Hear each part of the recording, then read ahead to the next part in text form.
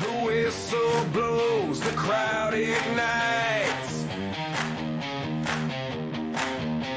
Underneath those blazing lights, cleats hit the turf, the battle's on. The roar of fans, the beat of hearts, it's where the legend always starts. Friday night, we're burning bright. JG Media brings the fight. Exeter shouts, the mules inside. Friday night lights, so it's our night. Helmets clash, the sparks they fly. Dreams are made beneath the sky. Every play's a shot to shine. The countdown's loud, the tension's real. This is how the champions feel. Friday night, we're burning bright. JG Media brings the fight. Exeter shouts, the mules inside. Friday night lights, so it's our night. Oh, it's our night.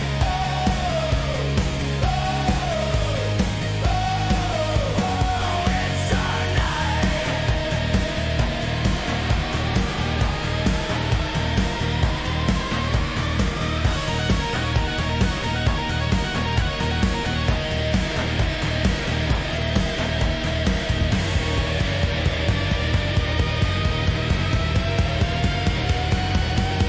Friday night, we're burning bright. JG Media brings the fight.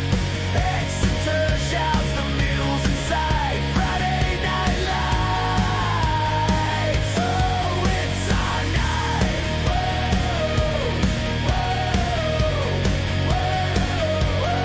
it's our night. It's our night.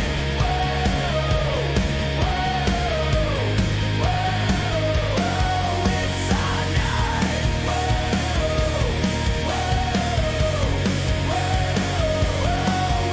our night.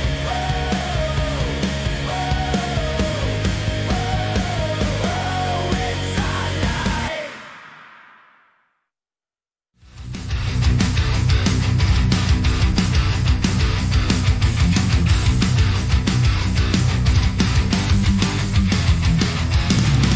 Live on the Mule Sports Network, it's Muhlenberg Muhls Football 2025. Brought to you by Birdie's Inn, 160 Old Friedensburg Road at 5 Points in Exeter, the home of the best burgers in Berks. Goosehead Insurance, the Coley Insurance Group, the power of choice. Advanced comfort specialists for all of your HVAC needs. And Borelli's Creperie, Deli and Market in Flying Hills. Now to the Mule Sports Network broadcast booth. Here are your announcers. The boys are reunited and it feels so good. Ryan Lineweaver and Patrick Wider.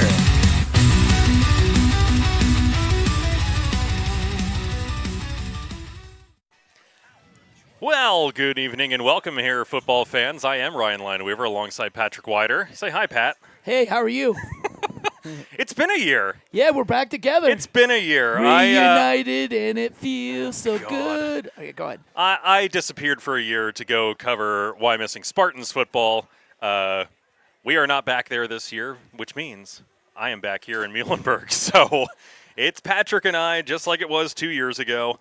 And we will have all of that brought here, right here on the Jerry Galliff stable of networks, including the Mule Sports Network, which tonight we have an exciting matchup, a rematch between an upset from last year. Yeah, I know my pregame's down for me right now, so I'm just riffing. But A 29-20 victory by Muhlenberg last year. It shocked basically all of Berks County. Muhlenberg coming off a one-win season the year before, and coming in here against a team with Section 5 championship hopes, and ended up taking them out 29-20 in the first game. So we will have a recap of everything that happened last year, a preview of what's happening this year, preview of the game, of course, and Patrick will have his keys to the game where we get weirder with wider. I'm just going to make that work. But first, we have to pay some love to sponsors. So we'll be back in just a second right here on the Mule Sports Network. Discover the power of choice with Goosehead Insurance, the Coley Insurance Group. Coley Insurance Group is a fully independent insurance agency here to put you first. With access to 30-plus top-rated insurance carriers, they ensure you get the best coverage at the best price. Whether it's auto, home, or life insurance, they've got you covered. At Goosehead Insurance, the power of choice is always yours. Call Goosehead Insurance Agent Brad Coley today at 484-838-6088.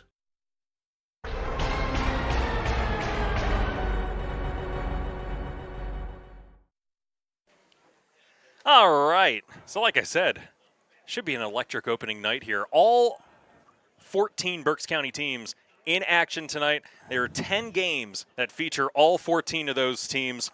So what a way to start the season. And right now we get to start off with two teams that had a fantastic thriller last August. Yeah, it was. I remember being there, and it was just an electric environment. It was the first game with their turf, the only game they played at the turf because the turf went bad. There's a reason that we're at home 8 games this year. Yeah, the turf, but it was great because they had the brand new turf. First game for Rob Flowers, and they came out first play. Fred Lacey kickoff return for a touchdown, and they just kind of gutted it out, played well, and found a way to get the win. And it was really impressive. Now I'll never forget. I actually going down to the sideline and seeing how happy those kids were. You know, a lot of these Muhlenberg kids have been on the team last year, and 2-3 years, and they just didn't experience a lot of winning. And for them to go 1-0 on the year. And then the fast forward to win 4 games. Yeah, I was going to last say year. they did better than that. They won 4 games last year.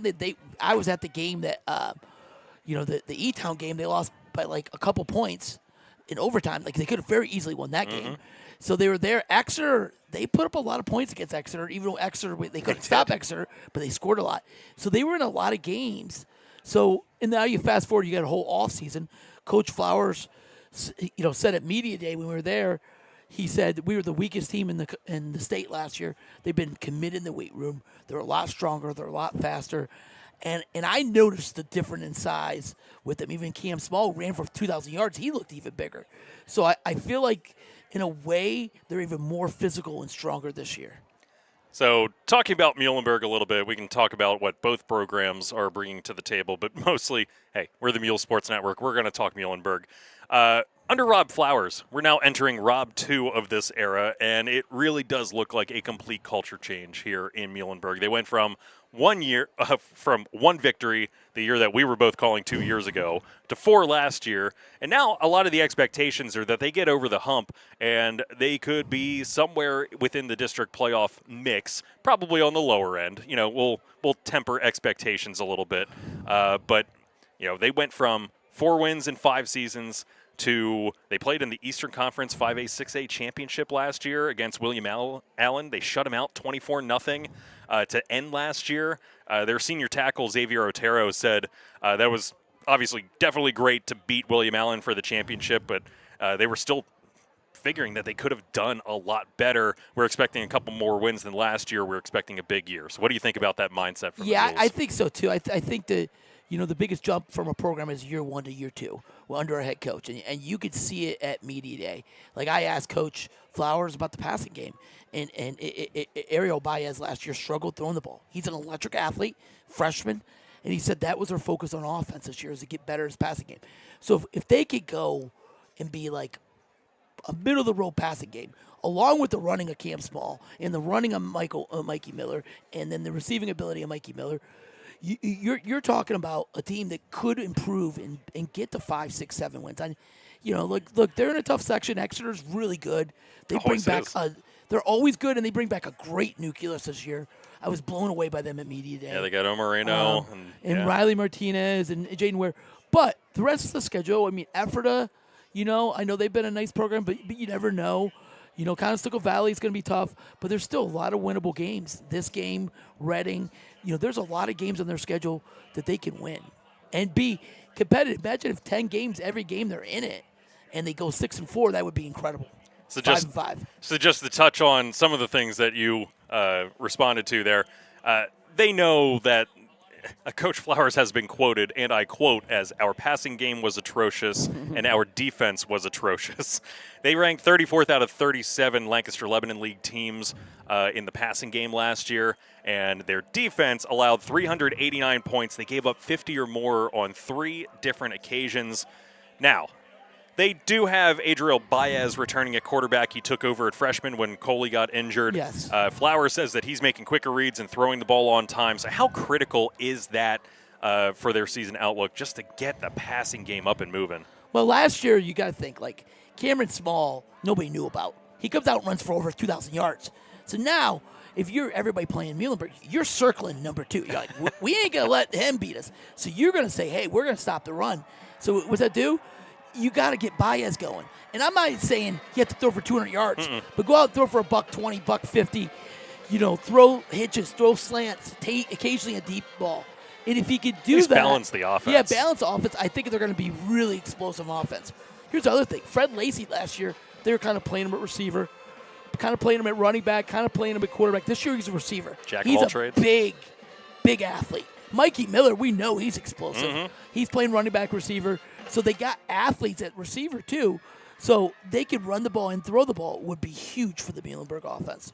So the centerpiece that you touched on is obviously Cameron Small. He became just the 4th back in Berks County history to top 2,000 yards last year. He went for 2,051 yards, 23 tutties. This is what's fascinating.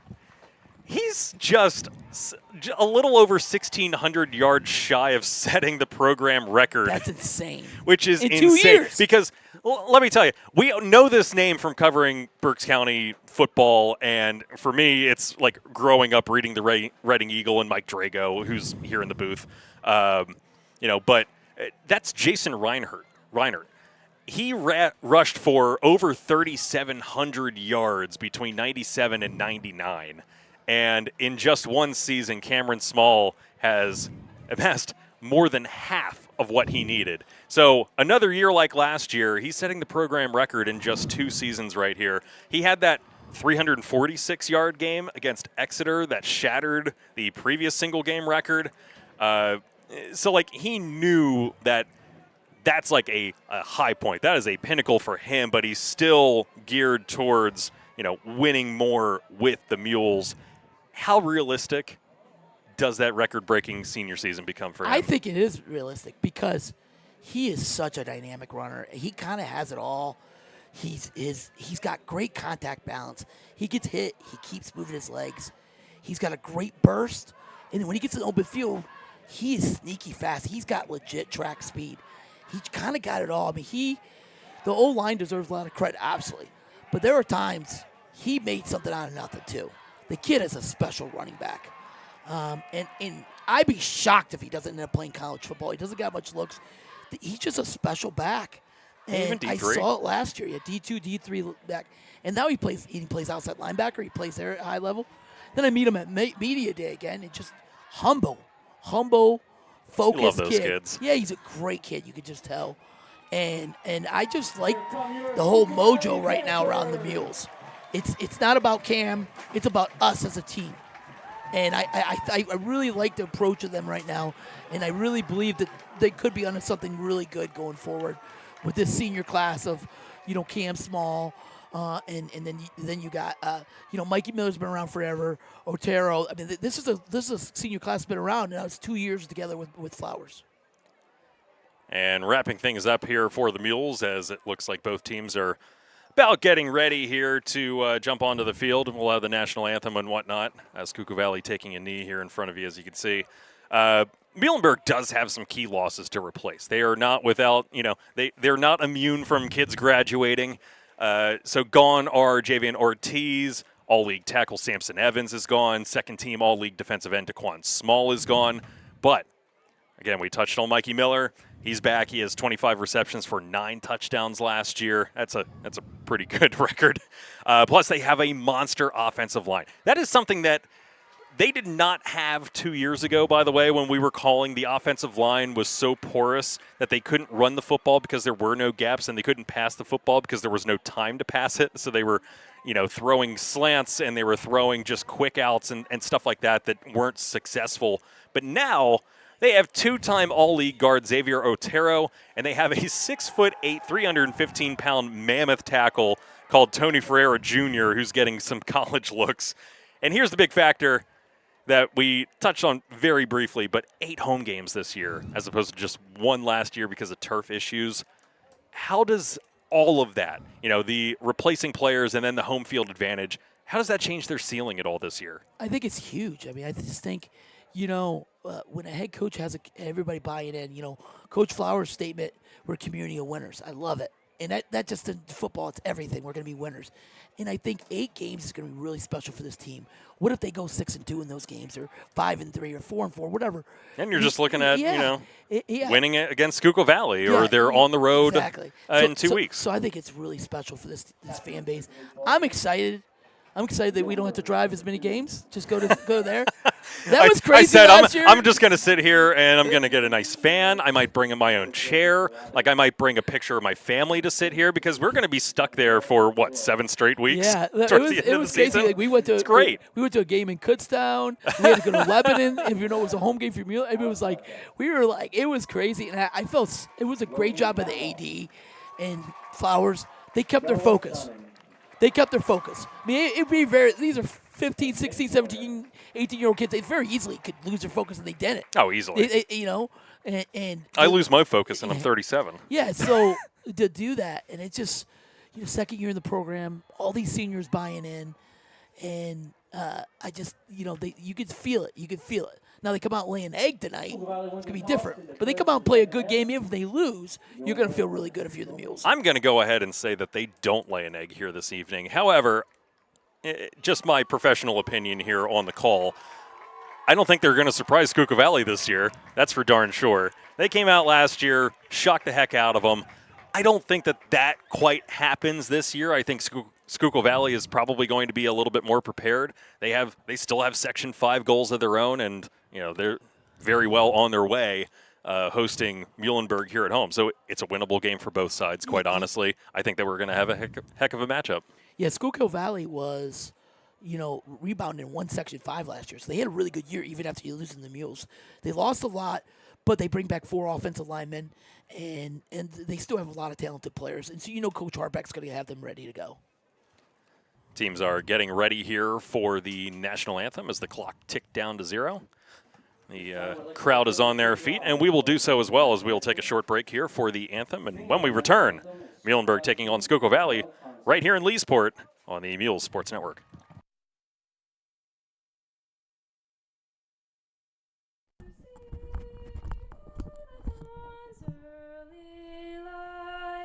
What so proudly we hailed at the twilight's last gleaming, whose broad stripes and bright stars through the perilous fight, with the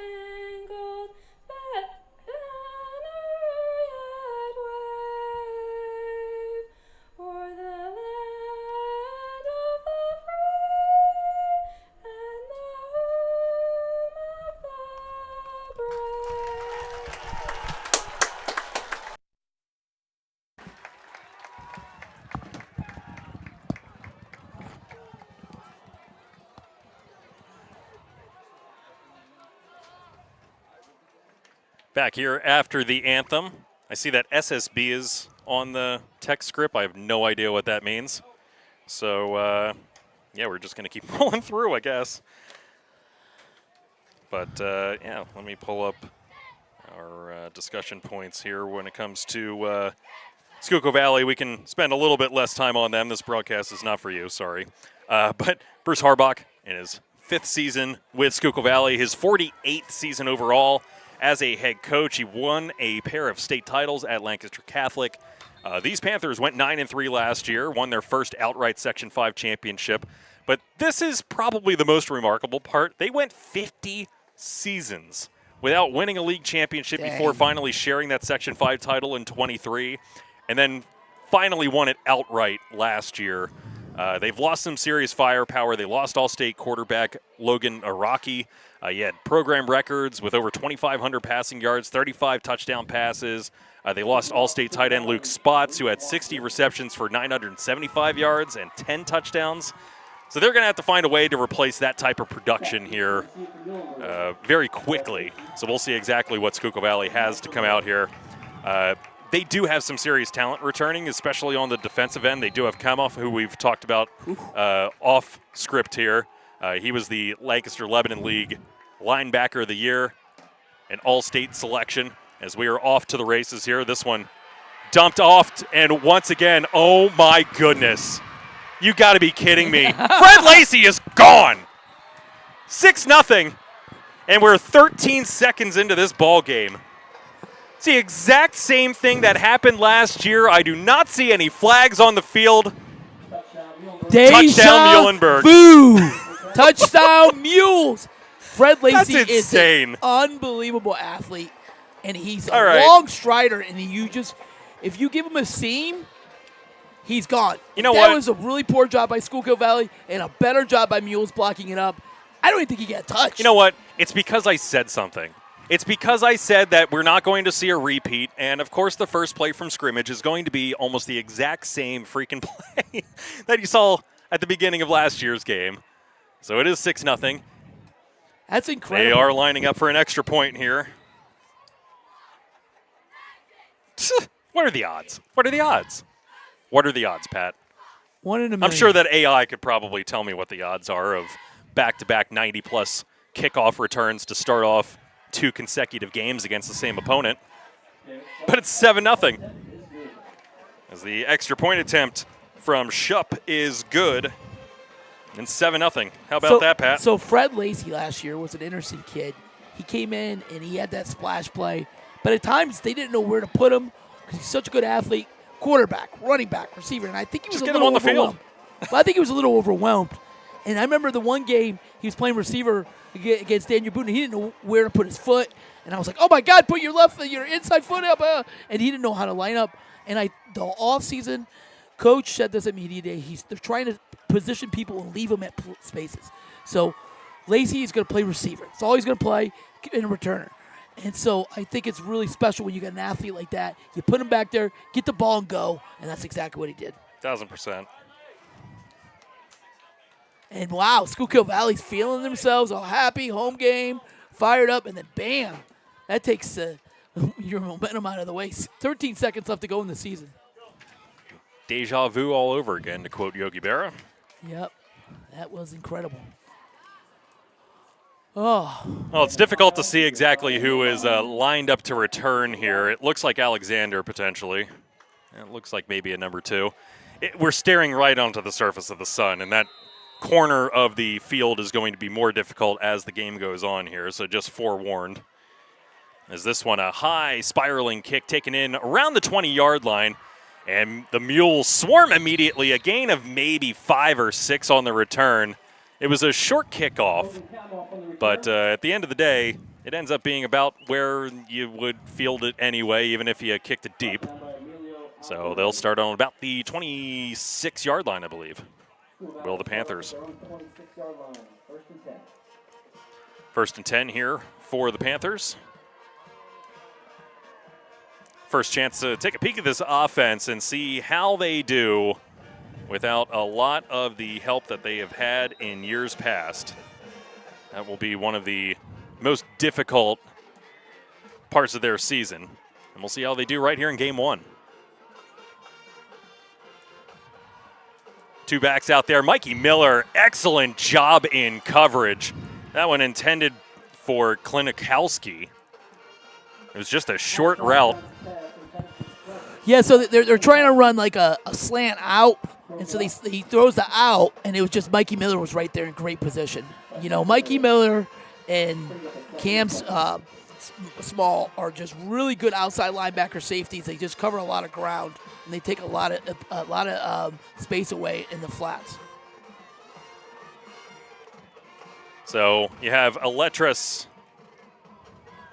as your QB out there. This time just one running back in the backfield with him. He will hand it off, cutting up right off the guard. Not much room at all as swarming that tackle looked to be Emilio number Alvarez. 22. Yeah, I saw Emilio Alvarez pop up off of that. Yeah, it was number 4, Brandon Pyle. Yeah, so that was Pyle on the rush. Nothing doing there. No gain on either of these opening plays. We'll bring up, or maybe a gain of 2, I think. They're being generous there with Pyle. So it'll be 3rd down and 8 from the 28. 2 wide receivers split out to either side. Letras, man in motion. Nowhere to go. Muhlenberg all over that. As he was swarmed immediately. Quinones was the first one there. They just And Cameron Small also on the assist there, but it was Quinones and Small in on the sack. They just dominated them up front in that series. And, you know, not much you can do there. And no respect for the quarterback. There's zero. They had no free safety. They ran man-to-man and brought 6 men up front. And there really wasn't anything they could do. Negative 5 yards on the sack for those keeping track at home. Punt is away. It's a high wobbler. Backing up are the Mules. That one, I'm not sure if it was touched or not, but Schuylkill Valley going to let it roll, and it'll roll inside the 20. So might have been a little bit of a mistake there. You got to run away from that. I mean, 15 was there. That was Khalid Perez. Yeah, he's got to run away. He's playing and trying to pick it up. Just run away. Yeah, you got to get away from that thing. You're letting it bounce. Yeah, I mean, you're up 7-0. You know, if that ball would have hit you in the ankle, they would have had great field position, and you're giving the team momentum. So you got to just get away from it. Muhlenberg will start off at their own 34. First and 10. Going off their own 34-yard line, we will finally get to see the Muhlenberg offense take the field here.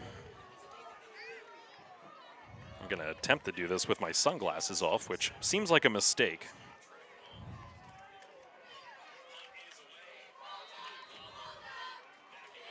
Three guys all standing around there in the backfield. Miller's the man in motion. Handoff up the gut. Small drags a few people with him inside the 40-yard line.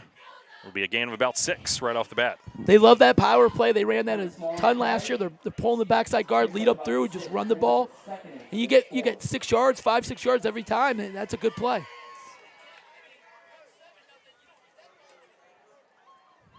So 6 on the carry for Small right off the bat. It's again Baez in the backfield. He will hand off once again to Small. Small getting close to that line to gain. And he'll be stopped just shy. We got a couple of loose whistles down here on the field. And it looks like he's going to be about a yard short. So 3 on the run. It'll be 3rd down and 1. That time it was a zone read, and he there wasn't much there. He was able to stick his head up there and get 3 yards. So 3rd and 1. Maybe run it again, give it to Small. No, why not? What can it hurt?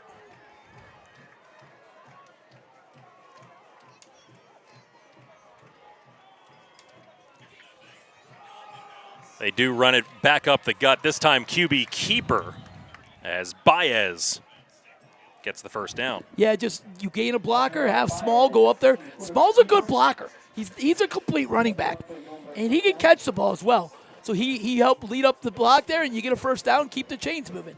Got up to about the 48-yard line. Gain of 5 for for Baez. At some point, they're going to come out and try to throw the ball. You got to think at some point down here's Lacey, and you got Mikey Miller in the backfield bringing motion. This time, swing pass to Small, flag down on the field. This one will likely be coming back. I would imagine it's probably some offensive pass interference for somebody blocking a little too early, but we'll see. It was Fred Lacey who was holding. Fred Lacey, There you you bring Small out, you get him the ball, wide receiver screen, a running back screen, just get him out there, a little flare pass, and you just can't hold there. The kid's coming up, you got to let him go. And he holds him, and that's just like a mental mistake. That's the stuff that Fred Lacey's an incredible athlete, but that's the stuff he's got to clean up. You can't hold like that. There's the hold. Marching back 5 yards.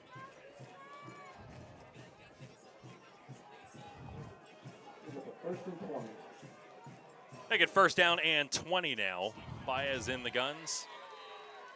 Small next to him. Little offset formation here as Miller swinging around. Throw will be to Mikey Miller. Scoops it off his shoelaces. He's got 10, 20, 30 yards. He's 30 yards from pay dirt, and it is 13-0 Mules. No flags, no nothing.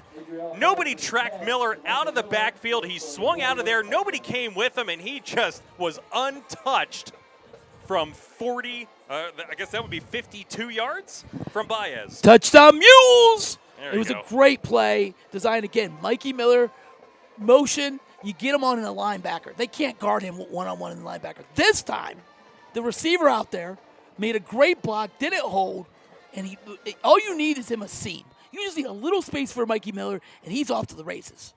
This is what we expected Mikey Miller to look like 2 years ago. And maybe it was a little overblown, as that one is through for the extra point. Make it 14-0, as that was awfully close to getting blocked there on the extra point. There were a number of Panthers all in the vicinity diving at that one. But this is the Mikey Miller that we expected to see 2 years ago. That was the Mikey Miller that when we were talking in pregame and preseason and everything about the Mules, we're like, oh, Mikey Miller, he's just a sophomore. And there just wasn't any space for him. And that's not Mikey's fault. He's a dynamic athlete, but there just wasn't enough space for him. He couldn't get going. That swing pass didn't exist for him 2 years ago, and now it does because they have the running game to complement. Yeah, and think about this if you're the Mules. You're up 14-0, and you're a 2,000-yard rusher that hasn't even scored yet. Touched it twice. So your best player hasn't even touched it, and you're up 14-0. Because that shows you their explosiveness. Fred Lacey touchdown. Mikey Miller. They have athletes. And when you have athletes and your line can just do a couple little things here and there, it's going to open up the game. How smart is that for the offensive coordinator? Hey, Burkhart, buddy of mine, Jay, let's just get our quarterback a rhythm. Little flair. I don't care if it's first and 20. We're going to do the same thing again, but the other side. Just nice, easy pass. Honestly, Don't need it to wasn't throw a great pass. Yeah, but that's all you need. Miller had to go down But under that's his all knees you need, to though. grab When it. you got great athletes, that's what you do. And he was still untouched. As this one end over end fielded inside the 20. And once again, Mule's right there. He bounces off one tackler, and now he's off to the races. Bounces off another tackler. He's across the 50, the 40, and he's finally going to be drug out of bounds. Pile. As Rebens finally tracks him down. That was a heck of a run, and exactly what Schuylkill Valley needed to try to get back into this contest. You can't go down 14-0 and show no life immediately. That one, an excellent kickoff return. That gets was- him in position. That was a great return. He got hit initially. Got hit walloped. twice at least. And then he broke tackles, and it was just all effort and heart there. Great job by Brandon Pyle. I'm pretty sure it was Forgarum Idiochi that was unable. He bounced right off of him. He was in position to make the tackle, bounced right off. Now the Panthers in really good position here.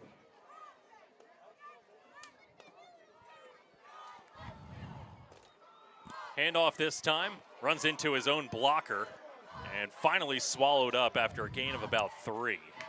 12. Yeah, not much doing there for Ortiz. Perez in on the stop.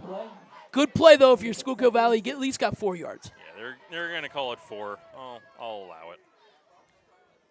The interesting thing about the Mules, a guy I heard a lot of buzz about is Cooper Burr a senior linebacker, number 11. I heard a lot of buzz about him being a good player, so he's a guy to keep an eye out.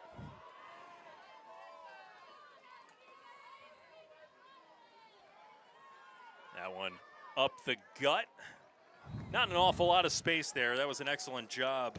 Looked like by Quinones, able to make the initial stop and at least slow him down a little bit. And then I believe it was Cooper Burr who finished off the play there, but it was Quinones who got the initial stop. Kieran has been in their backfield the whole time. He's done a great job from a defense end, just flying around, getting the backfield. And 6 foot 225, not the biggest kid at this level, but able to get into the backfield. That's a skill, especially here. You see strength. You see some good strength out of him and a motor. Got a bench warning here on Schuylkill Valley already, so keep an eye on that going forward. Has to scoot off the field, please.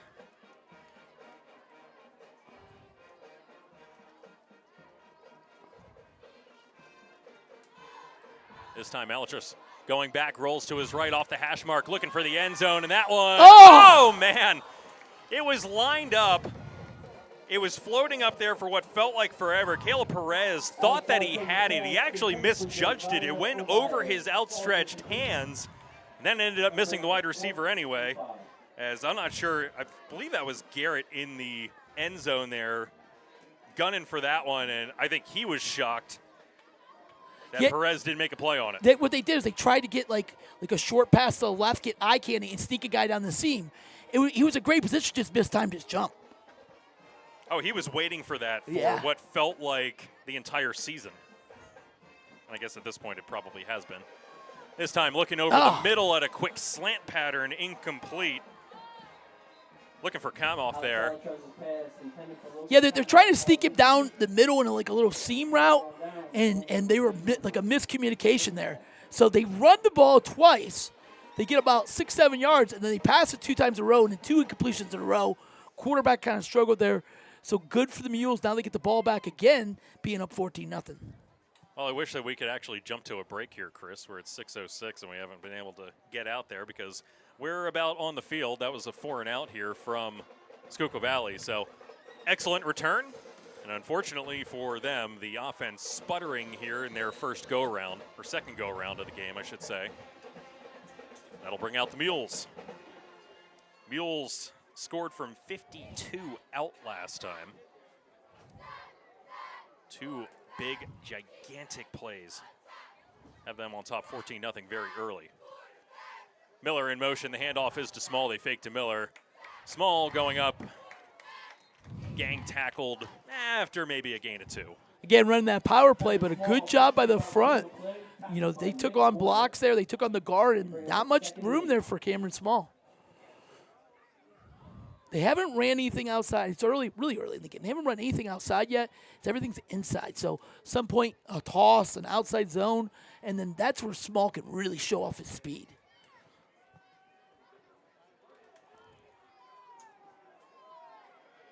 Two wide receivers split out to the right, one to the left. Small in the backfield alongside Baez. Baez looking to his left, finds Mikey Miller. Miller's across the 40 for a first down and more.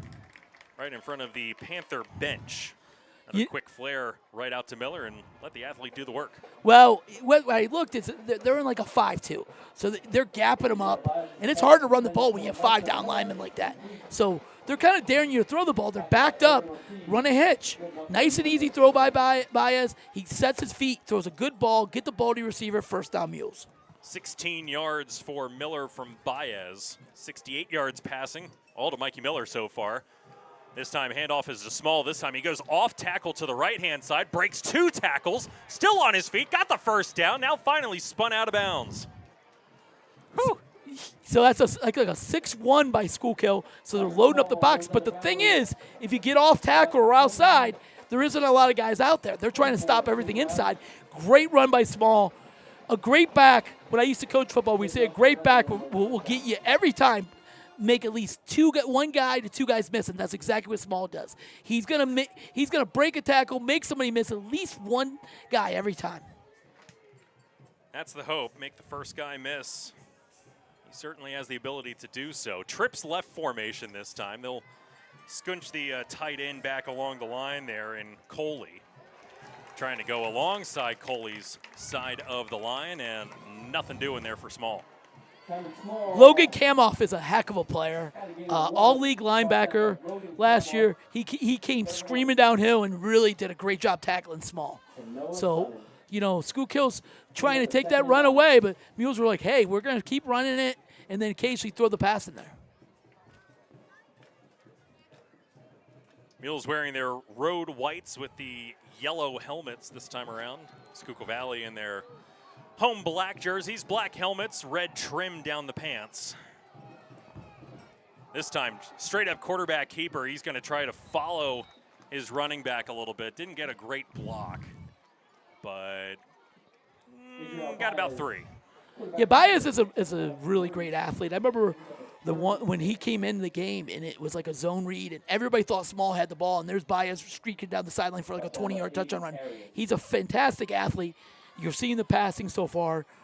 He's really starting to throw the ball a little better. So you pair that with the great athleticism and you might have something in a sophomore quarterback. Like I said, this is diametrically opposed to what we were talking about 2 years ago because we didn't have the athletes on the Mules 2 years ago. We were openly complaining about most of the Mules' best athletes were playing sports other than football sometimes, as that one, from his knees, making the catch that time, was Coley. Great catch by Coley. He's falling I think he had a down, chance. and he made a great catch. Christian Coley, what an unbelievable catch. He's a tight end. He's an unsung hero on this team. He's a blocker. He's going down there doing the dirty work. What an unbelievable catch there. So you go 4th and 1 here. I think I give it to my all-state running back. Yeah, gee, I wonder who's getting the football here. I don't think that they do anything tricky. They're going trips left here. They might move Vega onto the line, but he's only $136, so I doubt it. And we're going to have a timeout. False and start? Potentially a false start. No, it's gonna be encroachment. Encroachment First on down. Schuylkill Valley. Nice. What an unforced error. I guess you could say that a lot here in the opening stanza. This has been a, opening 10 minutes or so to forget here for Schuylkill Valley. As they've had 2 4-and-outs, or 1 3-and-out, 1 4-and-out. Gave up a 90-plus yard kickoff return to start off the game. Gave up a 52-yard touchdown pass. And now on a 4th and 1 where Muhlenberg on their drive, marching towards the end zone, and you give them a free pass for a first down. No bueno from Schuylkill Valley so far. Handoff, once again to Small. Stutter step, stood up by about 3 different Panthers. I'm not even going to attempt to try to figure out who they all are. But there's about, 7, 8 different Panthers who are kind of in on that stop. Well, when you're playing that 5-man front, they're gapping you up, and they're not going to let you run the ball. And Logan Kamoff is coming downhill screaming. So if you could get some sort of play-action pop pass, something over the middle, it might be wide open because they're trying to stop Small, and I would too. Wouldn't you? I'm stopping the 2,000-yard rusher. I'm much more interested on how they plan on stopping Mikey Miller. This formation seems, yep, here it comes. Now they send a man in motion with Miller, and they throw it to Miller, and there's a flag down False on start. the field. And this one will be potentially the false start. And the reason Here's why your you dead ball false start. the reason why you run that play is they're manning up. So if you bring him across the formation, that guy's got to sprint, and he's out leveraged in the flat. And Mikey Miller's got the whole flat to himself. You get a good block by the receiver. It's one-on-one with this guy who's out leveraged. Oh, they start it with trips Yeah. left. They do the bunch formation over on the left-hand side, and then they move Miller out of that bunch formation and wind him all the way around, almost like arena football. Yeah. That you usually have that runner going all the way around Yes. until they hit the line of scrimmage, and then you hike the football and get them going. So you get a full head of steam. That's almost very similar to what they're doing. But I'm almost more intrigued. Can we do this? Yeah, did we end up going to a timeout? Is there a timeout? Somebody's hurt? I'm not quite sure. We do have a stoppage here on the field. Okay. All right, go ahead. Anyway, what I was about to say was I'm actually more intrigued by how Rob Flowers plays that the second or third time that you send Mikey Miller in motion. You have them be like, oh, crap, here comes that play again. And how do you counter that? I'm really intrigued to see how they counter, because now they've run it twice, and they've at least feigned throwing it to Miller the second time. So I'm intrigued what happens the third time that you see Mikey Miller in motion out of that tight bunch formation. Yeah, last year you saw everybody kind of play Muhlenberg most of the year, even with all the big games, straight up. Yeah. You could see now they're putting 5-6 down linemen. They're going, we're not going to let you run the ball inside. So now it's imperative for the Mules to respond appropriately. Well, that's when you throw everything outside the tackles, and that's what they've done. This time, QB keeper, as Baez spun down just shy of the 30-yard line, down around the 31. Yeah, you spread them out there and try to run the ball, but not much in there. They really haven't been able to run the ball much. It's been, the kickoff return and the big pass play to Miller. So you're 3rd and 11 here, Ryan. You got 2 plays to probably get the 11 yards you need. They're going to give him about 5 on that run. He's now 3 carries for 13 yards. Small is at 5 for 24. Take a shot, maybe. Track it home. Post down here to Miller, something like Well, that. it's 3rd and 11. You're not kicking a field goal, so here it comes. Looking across the middle, off the outstretched hand of Coley. That one just off target. Made a heck of an effort there. Honestly, it might be 4 down territory. It's 4th and 11 on the 31, so it certainly looks like they're at least tinkering with the idea of keeping the offense out there. What's the difference between the 31-yard line and the 20 at this point? Yeah, absolutely. So, yep, they are going to send the offense back out there. Baez I has just his throw a marching fade. orders. Throw a fade. Throw it up there. Yeah, let Mikey Miller go get it. Or Lacey. Or Lacey. Go throw it to a big body. Right now, Mikey Miller, this is an odd formation. Look how far back the cornerbacks are off of them, off the side here. They're just daring Baez to throw it. And this time, a seam route down the middle. It's intercepted in the end zone, and his teammate will tackle him down as triple coverage looking for that 6'3" big body in Fred Lacey. It was a good throw, it had enough juice, but into triple coverage, and that's what I was talking about, that interesting coverage where they're like, all right, he doesn't have the arm strength to throw it out here to Miller out in the flat, but I will throw it down the seam. So his cornerback, and I'm pretty sure that's who ended up making the intersection, just kind of dove off of Miller once it was pretty obvious that the throw wasn't going his way. And he ended up just following the seam route right down the hash marks. Well, that's like a punt. You're at the Pretty 30, much. Yeah, and now they pretty get up to much. 20. So Great. they actually lost 10 You yards. gained 11 Yeah. yards Yes. out of it. Yes. You know, So it that's sucks okay. for Baez and his Yes. stat line, but here's your INT. Baez now 3 of 4 to start off this contest. Letras out there. He'll run it to the right-hand side across the 30. Nice pop there that time by Emilio Alvarez, the senior. And we're going to have a late flag coming in here as got some helmet-to-helmet action. I think there was something after the play. I think so, too. That was not a late hit out of bounds. That was pretty sure the hit was well before he went out of bounds, but it is going to be potentially extracurricular in nature. Stripes will talk about it a little bit. Gonna have a personal foul on Muhlenberg.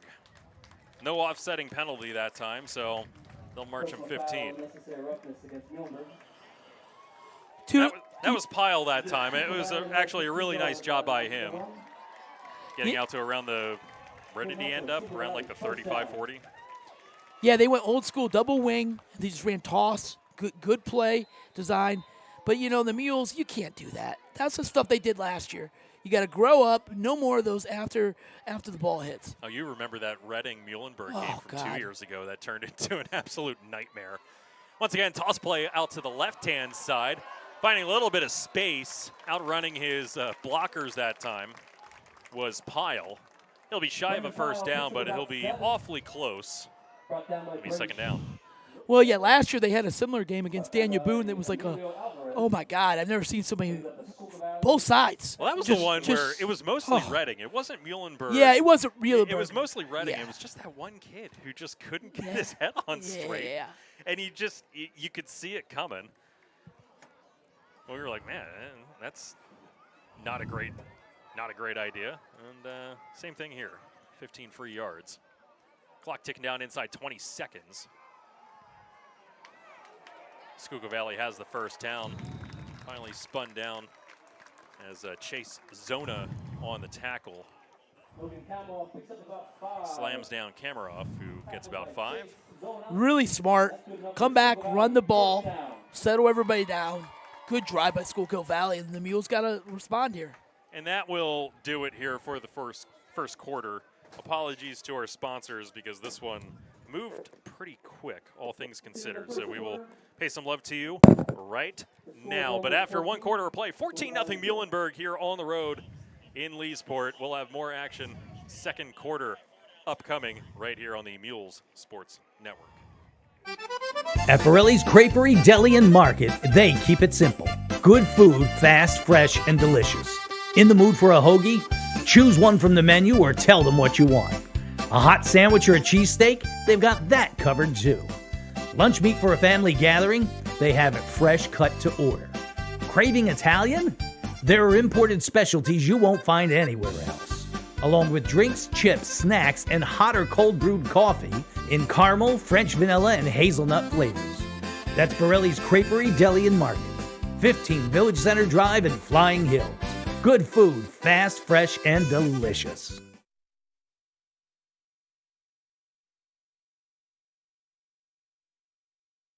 The new Birdie's Inn at 5 Points in Exeter is Exeter's meeting spot. Enjoy a delicious meal in the newly renovated indoor dining room, at the indoor bar, or out on the deck. Entertainment 7 days a week, including live music, trivia night, karaoke, and dancing to the oldies. There are 35 TVs and NFL Sunday ticket to make sure you don't miss a game. Great food and smiling service. That's the new Birdie's Inn, 160 Old Friedensburg Road in Exeter.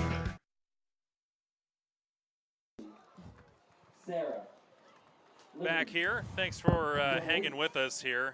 Understand that you may be having some technical difficulties as struggling to get the broadcast out here. This one they'll fling out into the flat. That was actually an excellent job by Eletras, working his way out of trouble and getting the first down. That's a heck of a job by him. And then, was that Kamoff with, with the catch? That was one thing that I was going to bring up at some point in time is the fact that we have not heard from him all that much. He had 1 rush in the first quarter. Picks up a Schuylkill Valley first down. And this time around, he picks up the first down. Really nice drive, 3 straight runs. Now you do play action. He breaks the tackle in the backfield, the quarterback, and he hits Kamoff in the flat. So really nice drive by Schuylkill Valley here. Mules got to come up with a stop here. First completed pass there. And rushing up the middle that time, finally taken down, is Eletras on the QB keeper.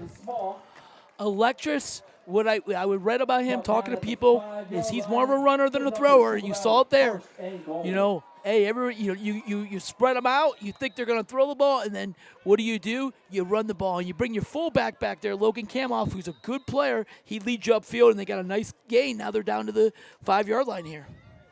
First down and goal for the Panthers. Their best offensive series so far, and it's come off the back of 2 of their captains in Eletras, the junior QB. He was out there in the shotgun by himself. False start. Flag, and likely false start with how that was blown dead immediately, and that'll march him back to the edge of the 10-yard line. False start against Schuylkill Valley. We'll back them up 5 yards. That makes it real hard. Now you got the ball at the 10. So now you move back, first and goal from the 10 compared to the 5.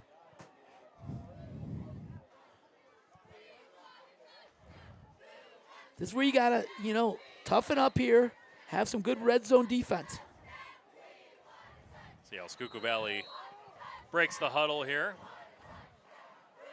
They do work with Pyle as the lone running back in the backfield. Eletras under center to start this one. Little toss play, trying to go wide again. Nice block on the outside. Now it's just a foot race to the corner. And touchdown Schuylkill Valley. Mikey Miller got pancaked on the edge there. That was an excellent ceiling block by Schuylkill Valley. No complaints there. Miller got pancaked, and it was just a foot race to the corner.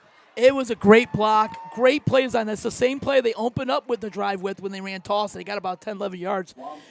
So there you go. So, same play, same design. Just toss out. Brandon Pyle was a nice little athlete.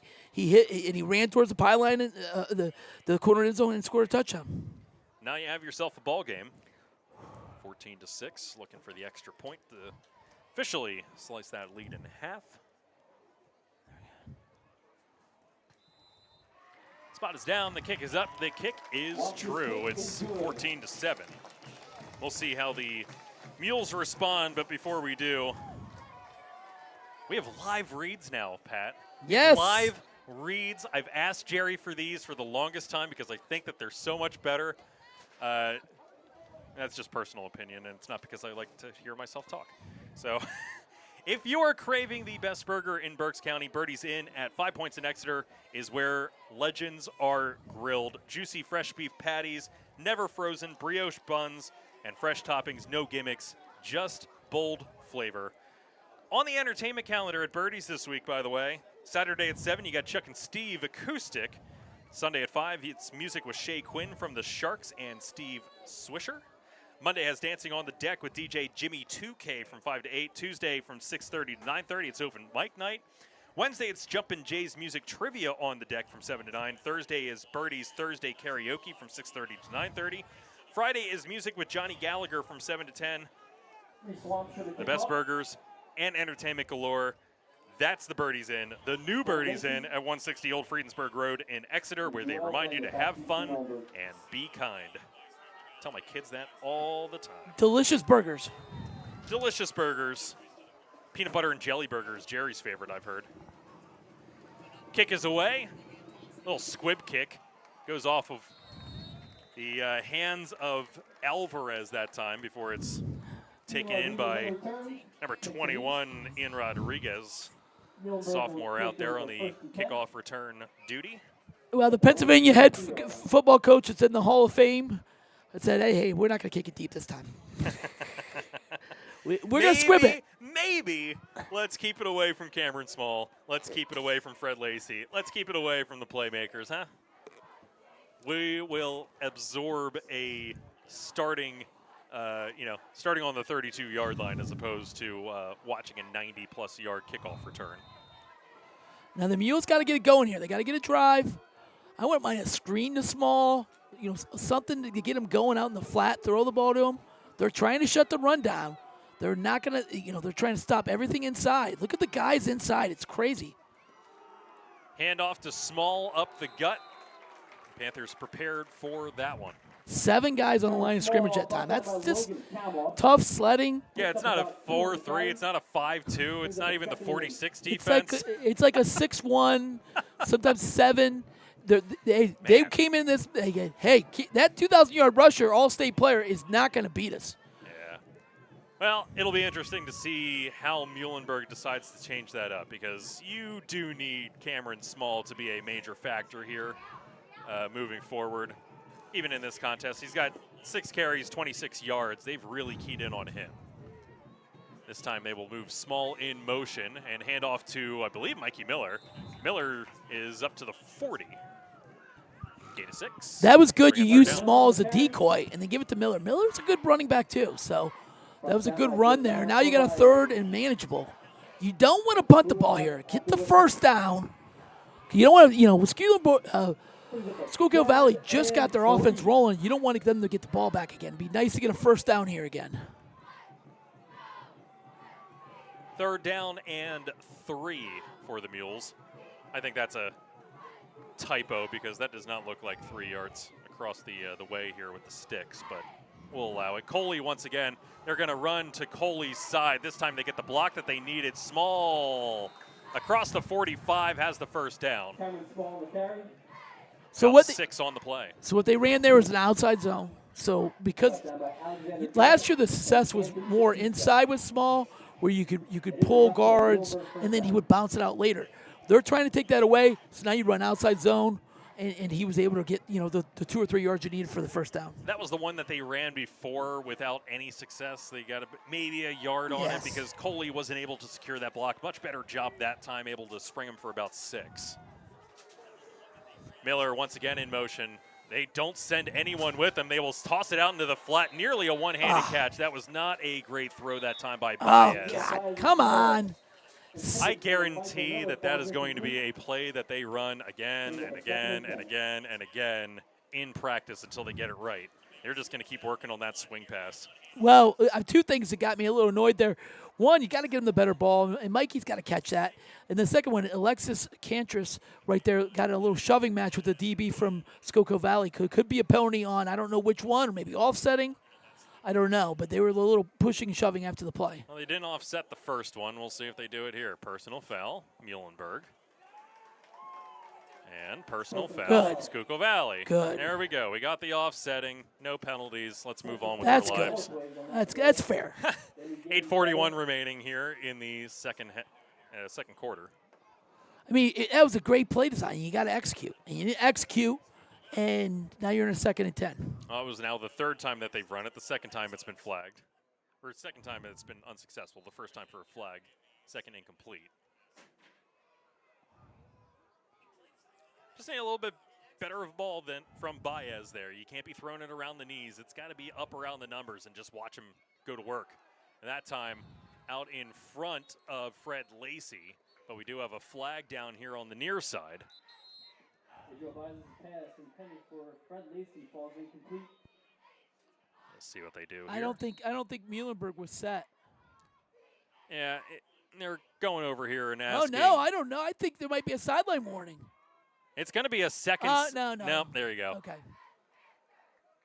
They're Yeah. going to decline the penalty here. Yeah, it was legal motion. You got to do Legal is shift. They'll move it to 3rd yeah. down. What you got to do is that's a quarterback's job there.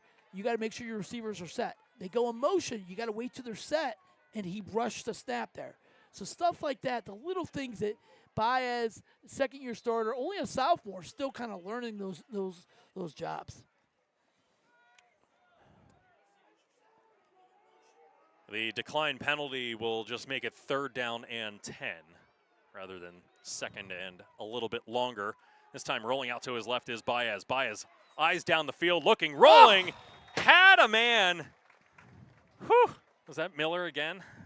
That was Mikey Miller just beyond the sticks. Would have been a 1st down. It was a heck of a throw. That one was on the numbers. That was a much tougher throw for Baez than anything that he's thrown the rest of the game so far. Puts it right on the numbers of Mikey, and unfortunately, I'm unable to What call you it do in. is you sprint out your quarterback. He runs a comeback. He's running like he's going to run a vert. The DB got to respect Mikey Miller's speed. He comes back. He's wide open. He just drops it. He's got to catch that ball. Great play. Got to catch the ball. I'm sure that he would argue the same thing. This one, a high spiral. It's going to be fielded by the Panthers at their own 10-yard line. I would have let that bounce, but what do I know? I'm not on the field. That will start off yet another offensive set here for the Panthers, and we will take a quick break in the meantime. When we return, it'll be Panthers football, 14-7. Mules on top here on the road. 8:24 left when we return on the Mules Sports Network.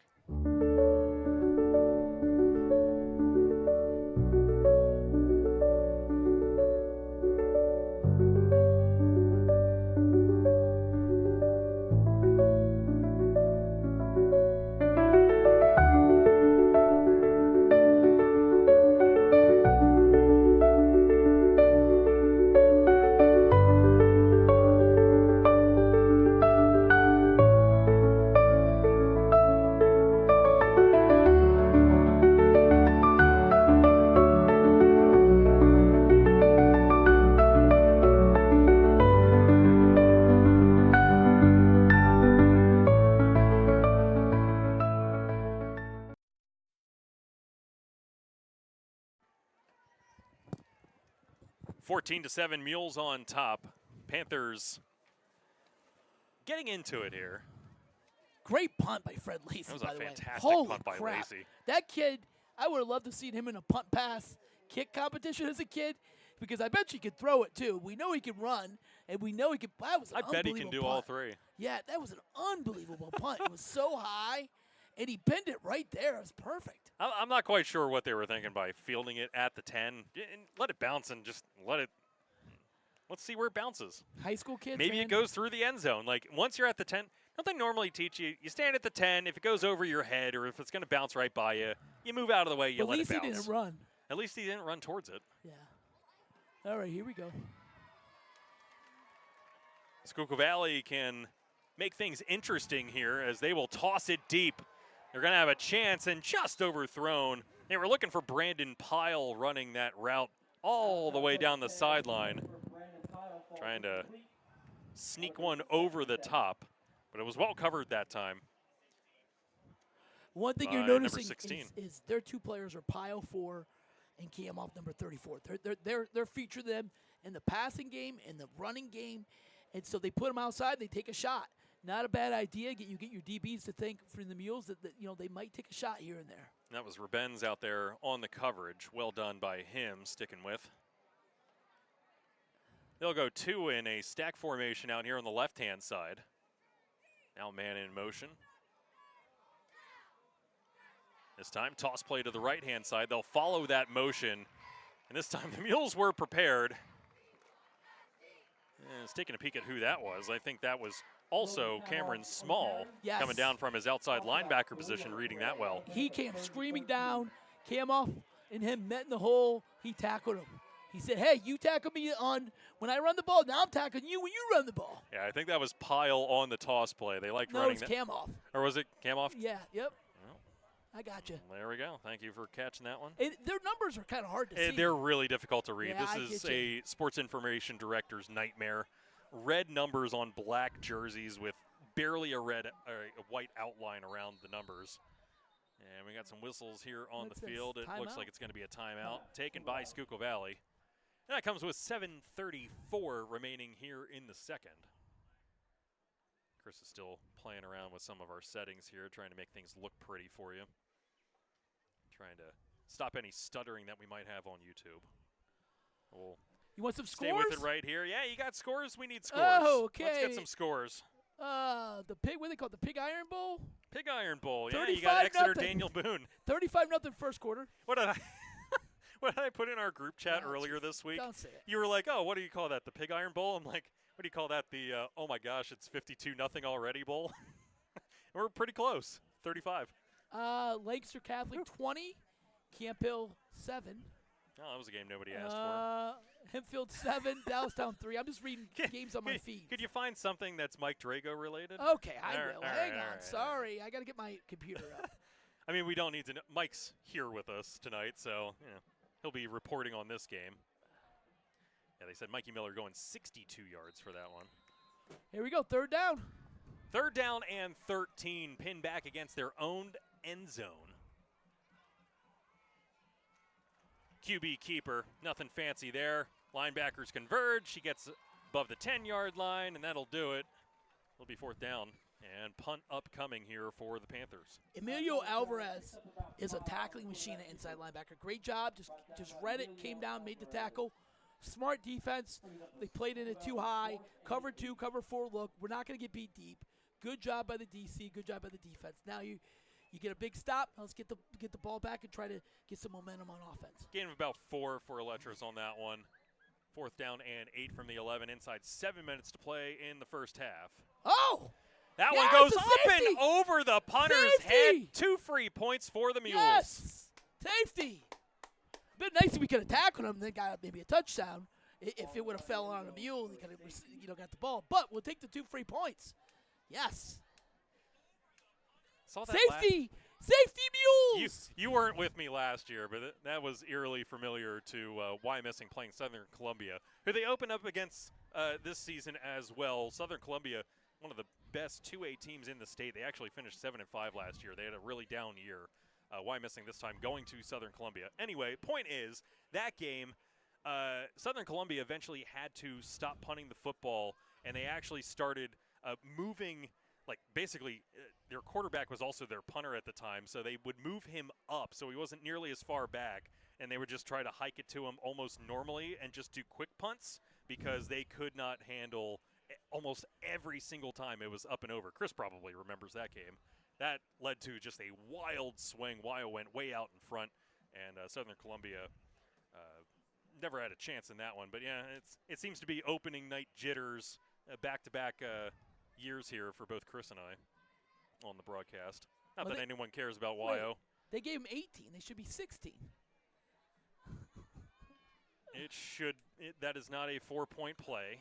That is a 2-point play. Last time I checked, safeties are 2.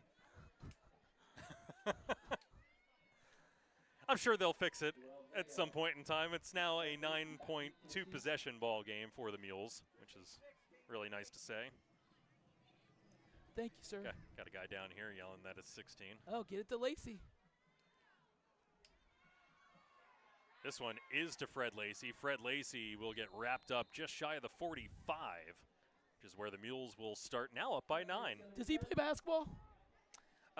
He does not, believe it or not. With Not his that I'm size? aware of Ooh. anyway. Mikey Miller does. Yeah. I bet you he's a good basketball player. He's so quick. Oh, Lacey's down. Muhlenberg will start off at their own 45. Lacey is down. Hope it's just a cramp. Yeah, it doesn't. It looks like he's grabbing at his calf. That would indicate cramp to me. And he's not writhing in pain or anything like that. And they are just trying to kind of massage out that upper calf, but also that knee area. So we'll keep an eye on that. Mercifully, the sun has gone down here in the northwest corner of the stadium. Yeah, I can take my hat off now. All right, I got better scores. You want better scores? Better scores would be great. Now you got Mike Drago pulled up here. You got Lancaster online. Okay. There we go. All right, what do you want to know? All right, here we go. Berks County preferably, but Oh, let's Berks go County. any Lancaster Lower Lebanon league. You Dolphin, can just roll 14, right through it. Cedar Crest, 13. There you go. Dallastown, 7. Hempfield, 3. Culver Mifflin. There you go, Berks. 14. Pleasant Valley, 7. Solanco, 14. And Peter Stroudsburg, 10. Kutztown, 7. Fleetwood, 7.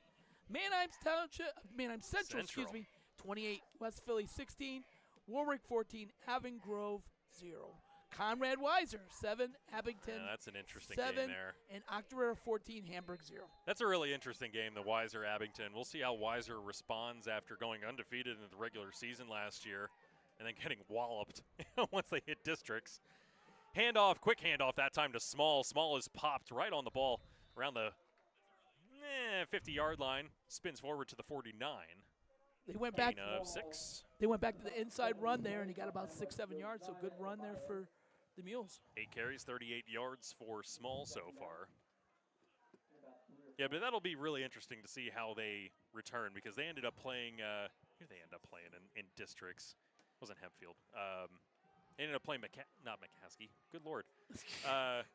The Catholic went out by Harrisburg. Good Lord. He's backing his way in. This time is Small. Small still with 3 people wrapped around him. He's finally drugged down around the 41. Gain of 8. That was unreal. He looked like a Houdini there. I mean, I don't know how he did. He went frontwards, he went backwards, went frontwards, and got about 6-7 yards. I mean, that's what I mean. He's just a special back. He just, always just moving his legs. Always, he's got to squat so much because he's all legs and he never stops churning. Bishop McDevitt was the team that I was looking for. This time, they hand off to Small going up the gut. Gets about 1. It'll bring up second down. At some point, you got to think they're going to go back to the swing pass to Miller. He scored a touchdown on it. It was open a couple other times. You got to think at some point you go back to that. So I'm intrigued to see what they work off of that play now that you've seen it work and you've seen it work multiple times. And now I can hear myself in my mic. Oh, my gosh. Where has that been all game? Second down and 8. This time looking to pass, looking down the seam, up and over Coley's outstretched arms. Baez had him. He had a wide open seam there, just once again running right down the hash marks, unable to connect. It's the ultimate cat and mouse game. They're trying to take the running game away. Your best player is a running back. He's trying to get it going, but you're still trying to pass the ball and trying to develop this sophomore quarterback. So it's like a work in progress. I still think Small is going to pop on one of these plays. You know, in the second, third quarter, he's going to pop one. He is such a special think it's running back, inevitable. and you get him to the next level, he's gone. And so I think eventually he will pop one of these. So you keep giving it to him, but at the same time you want to throw the ball because they're really trying to take the run away. And it's not like they haven't had receivers open. They've just misfired on the last 4 this time around. Started with the interception that was basically a punt, and then 3 straight incompletions from Baez, as he is now 3 for 7 for 73 yards. But the problem was on the last drive, he threw a perfect ball, and Mikey Miller just dropped it. So it's the timing still. It's the timing. It's opening night. Baez throwing the ball, yes. And you can work on it all summer long, all off season. I'm going to work on air, 7 on 7. But you're going 11 on 11 now. First game, it's different. And I think Baez, by week 8 or 9, will be a different quarterback. I'm sure. And he's gonna you can only see get it better. here. Yes. You can see that they have space. Like, if not for slightly overthrowing it to Coley there, Coley was wide open. He would have been down the seam, could have potentially scored a touchdown there if he outran everyone, but he was open. There was nobody within a couple of yards of him. Could have had it. The same thing with Coley out here, got it right on his hands. He got Mikey Miller on his hands. Got Mikey Miller right between the numbers. So it's not that he hasn't necessarily had awful throws. It's a lot of timing stuff, and that's going to come with more reps, more games. And you're right. Towards the end of the season, I think that we look at a completely different Baez here at starting quarterback. Looking back this time, finds a nice little route across the middle there. Slipping one tackle was Cantris, and he's inside the 20, inside the 15. Alexis Cantris, the senior wideout, gets his first catch of the evening. That was awesome. That's one of my favorite pass plays. It was just a little drag route. You drag him across, okay? You bring the tight end over top. So it's a high-low read. You hit him. Great throw by Baez and strike. Now you're in the red zone. Gain of 25 that time. They will hand off to Mikey Miller. Miller is inside the 10, give or take. Maybe about 5 for him. That's the first time we've seen that. They put 2 people in the backfield, and they fake like they're going to hand the ball off the small outside, and Mikey Miller ran like a power back. Yep. Not much there, about 3-4 yards, but a good design there. They're in their bag right now calling some good plays. Yeah, almost like a triple option type play that time where you have a couple of different options. This time they go outside to Fred Lacey. Lacey trying to make a few people miss, but rather than bouncing it outside, he tried taking it back to the inside, and that's where all the players are. I used to coach receivers. I'd be like, go outside, young man. Go outside. There's less people. He's going There's more inside. green. There's Go more green. outside. You're He looking goes for green, inside. not for black. Yes. And he's learning. Lacey's learning. Yeah. That's something he's got to learn. Nice completion for no gain. This time Baez looking corner of the end zone, sprinting towards it, diving attempt by Small. And I think that was out of reach that time. I'm not sure if Small was quite intending on that coming his way, but they tried the fade pattern. Small needed to scamper a little bit faster to the corner of the end zone. They're just trying to out run of the his reach. corner route. So what they're doing is Small is they put him on the line of scrimmage as a receiver, and he ran the corner route. And I think if he would have held it another split second through it, he would have been wide open. He threw it a little too early, and he got kind of tripped up. I don't think pass interference, incidental contact, and they weren't able to score. But good drive, kick the field goal, and extend your lead. In comes Derek Schupp. Coley with the hold. Schupp looking to make it 19-7. Spot is down. The kick is up. The kick is true. 19-7. Mules now with 4:25 remaining here in the first half. Got a commercial for us, Chris? Now's a good time to take one. As the Mules, they just put 6 up on the board. It's 19-7. Trust me on this. 4:25 remaining here in the first half. It'll be Schuylkill Valley's football when we return on the Mules Sports Network. Discover the power of choice with Goosehead Insurance, the Coley Insurance Group. Coley Insurance Group is a fully independent insurance agency here to put you first. With access to 30-plus top-rated insurance carriers, they ensure you get the best coverage at the best price. Whether it's auto, home, or life insurance, they've got you covered. At Goosehead Insurance, the power of choice is always yours. Call Goosehead Insurance agent Brad Coley today at 484-838-6088.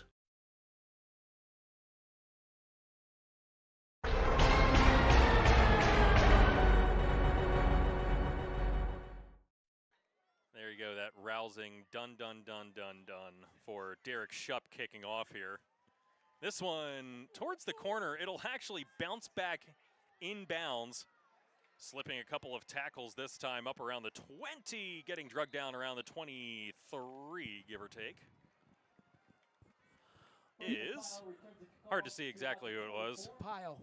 Was it Pyle? Pyle was a runner. Now, I would. Walking a little gingerly after that, by the way. I'm not sure if somebody stepped on his shoe or if he's got something going on with his ankle, but a little ginger coming off the field. Now, I would. Not a redhead, gingerly, I should say, the adverb. Now, much better special teams this year. I can see it. They made a field goal. They did get the benefit of the safety. You could just see the special teams are way better. Last year was okay. The year before was a disaster on special teams. This time, throwing out into the flat. Nothing doing. Nice quick play, but eerily reminiscent of the Mules from a couple years ago where defenses were just swarming the line of scrimmage. And those quick passes just not going to cut it. Cameron Small. Job. That was Cameron Small playing the flat, gets off a block, tackles him for no gain. Pyle's a little gingerly, like you said. He's a little, Yeah. He's a good football player for sure, so they're going to get him back out there. Probably just needs to rub a little bit of dirt on it or turf on it or rubber pellets on it, I guess, in this case. Second down and 10 now for the Panthers. Good opportunity for them to try to get on the board. They will hand the ball off, and once again just stopped at the line of scrimmage. Whew, boy, that was all Cooper Burr. Speak of the devil, right on time. He stood him up right at the line of scrimmage and refused to let him go. Kamarov losing a 1 on the carry. Yeah, they're trying to run the ball outside there with Kamoff, and great job by Burr just reading it, come upfield, and making the play. Again, I'm going to tell you what Rob Flowers said. Rob Flowers said we were the weakest team in the state.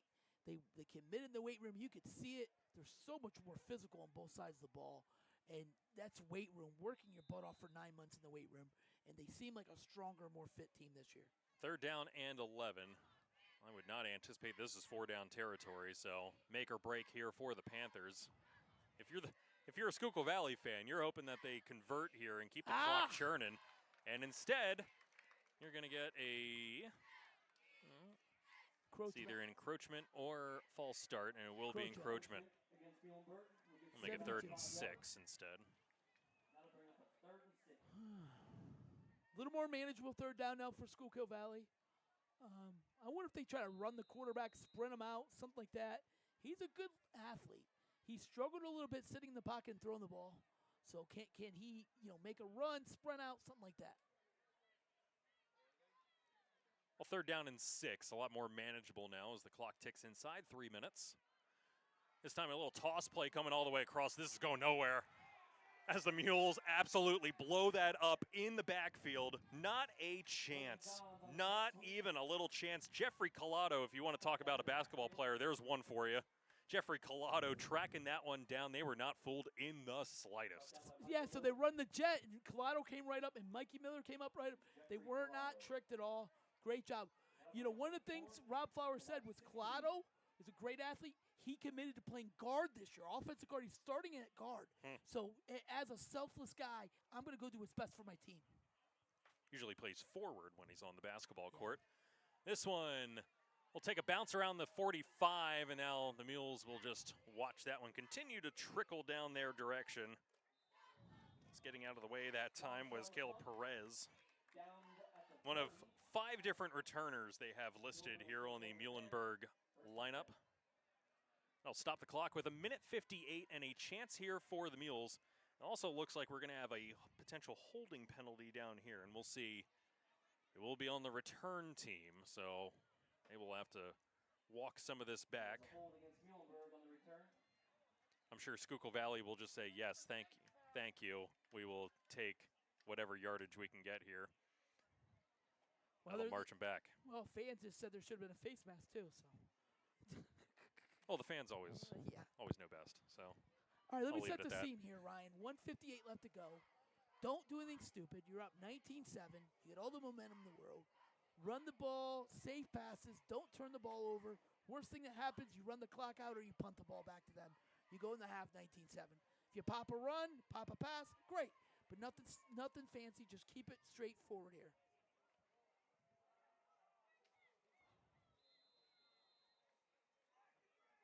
Certainly a little bit different than last time. Muhlenberg would almost match their point total from the last meeting, as this time the run up the gut. Not an awful lot going on.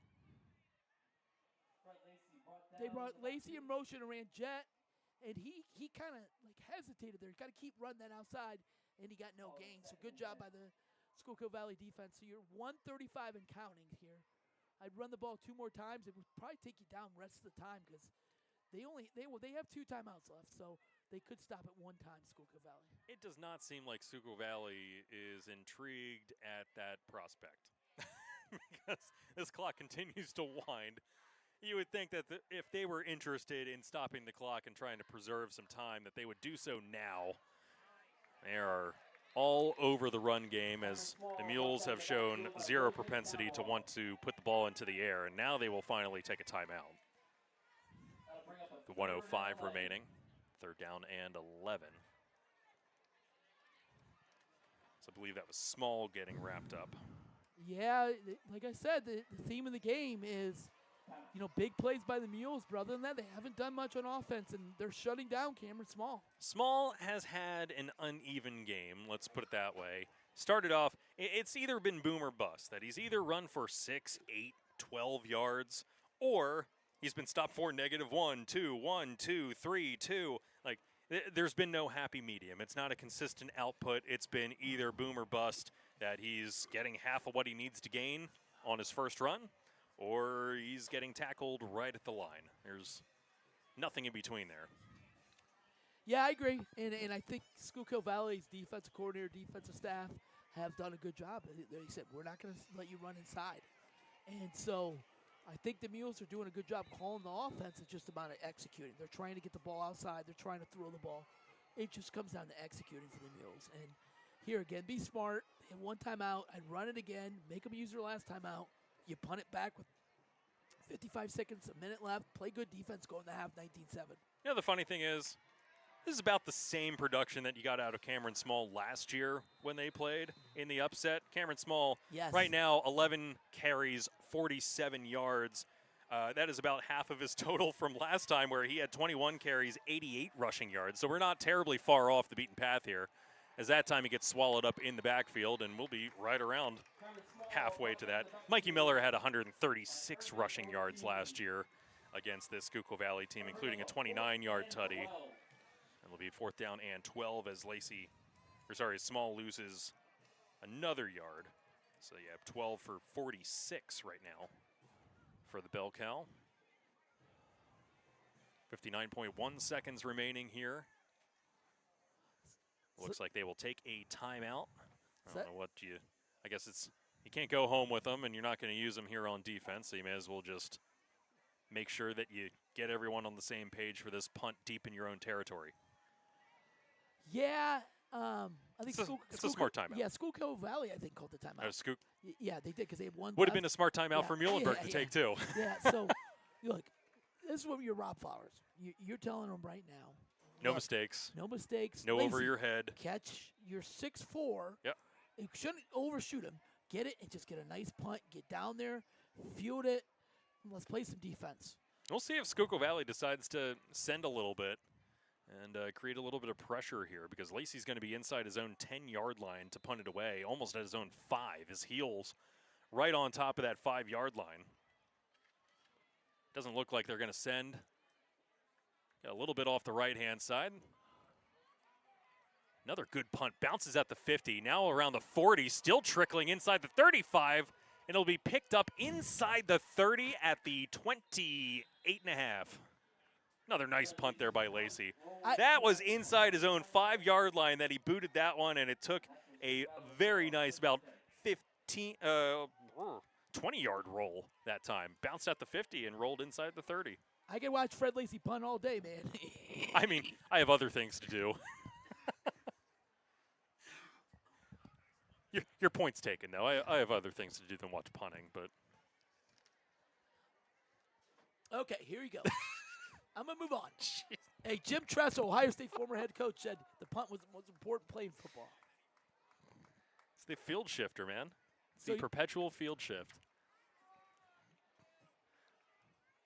Wow, these windows are very inconvenient to call games standing up.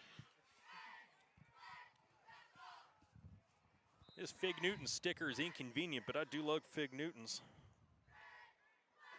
54.6 seconds left. That was a really bad Ricky Bobby attempt. 19-7 right now.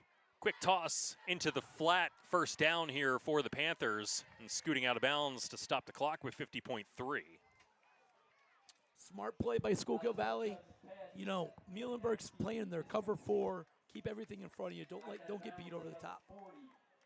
I think Schuylkill Valley has 0 timeouts left. Now the scoreboard says 2, but I'm pretty sure it's 0. Scoreboard has barely been right all day, so. 2-possession game. Schuylkill Valley playing their cards right here inside a minute. Have a chance at slicing that. This time going down the right sideline off the fingertips. Whew, that would have been trouble. When you run that cover 2, that's the hole right there. If you could get it between the corner and the safety. Yep. And that's exactly what he's trying to do. It's a good call. Just, you know, good defense by the Mules are right there. But that's exactly where you want to throw it. Oh, And it was a 1,000%. Good ball. Yep. We call that the honey hole. You're just waiting for that safety to slowly make his way over and hopefully be a little bit behind the cornerback. You can just pop it right into that little pocket. Still on the 40-yard line, 46.8 remaining. Second down and 10. Letras looking, pulls it. Yeah, you want to talk about spun down. He did a complete 360 that time. And he gets maybe 2 yards, and they will be forced to take a timeout due to the keeper. Not sure if What? that's what I I would thought they were out have. of timeouts. Why is the clock stopped? Well, now they ticked off a few more seconds to make it The clock should be 39.8. running. Oh, they did call penalties. My bad. I didn't see the penalty. It was a face mask. Well, there you My go. fault. There's a penalty. And they also took it down to 1 timeout remaining for Schuylkill Valley. Face mask against Muhlenberg. Again, penalty. Penalty. And You had the holding. They moved it back, so you had a harder punt. And now you got to hold it. Now you got a face mask. The little hitting yards that Muhlenberg gives up. And I'm assuming that's why Eletris was spun down in the manner that he was an obvious face mask. That's usually a telltale sign. Sitting back once again, quick throw. That one incomplete, in and out. Wouldn't have amounted to anything anyway. Probably a really good thing that he dropped it. Stops the clock with 37.5. They also have it as first down and 43 yards to go up there on the scoreboard. So, sketchy. That's all I'm saying. Little sketchy. Little hometown cooking. Now it's 1st and 10. Why would you make it 1st and 43 if it was hometown cooking? 1st and 10 on the 40. 2nd and 10. Now they're on the 43. That's what they wanted to do. 2nd down and 10. Man in motion. They will fake the jet sweep that time. They crash outside. They'll throw to that side and broken up. Excellent job. No flags that time. That's a fantastic job by Cameron Small. Small, probably not all that great in coverage. He's an outside linebacker for a reason, and that time just tracking that ball really well, got his hand out in front. Excellent job by Small. I think Cameron Small could play coverage, but I think they want him up there because he's a good tackler and he plays well in space. But yeah, that was a great coverage by him for sure. Double covered. Small was just all over it. Trips left. Empty backfield. He'll throw it. Little slant pattern there, and once again, Gets you a couple of yards. Not much else. They call timeout, I guess. What is it? Oh, holding on. And now you got holding against Schuylkill Valley, so I will erase that completion Move him back. and push him back. That's why the clock keeps stopping.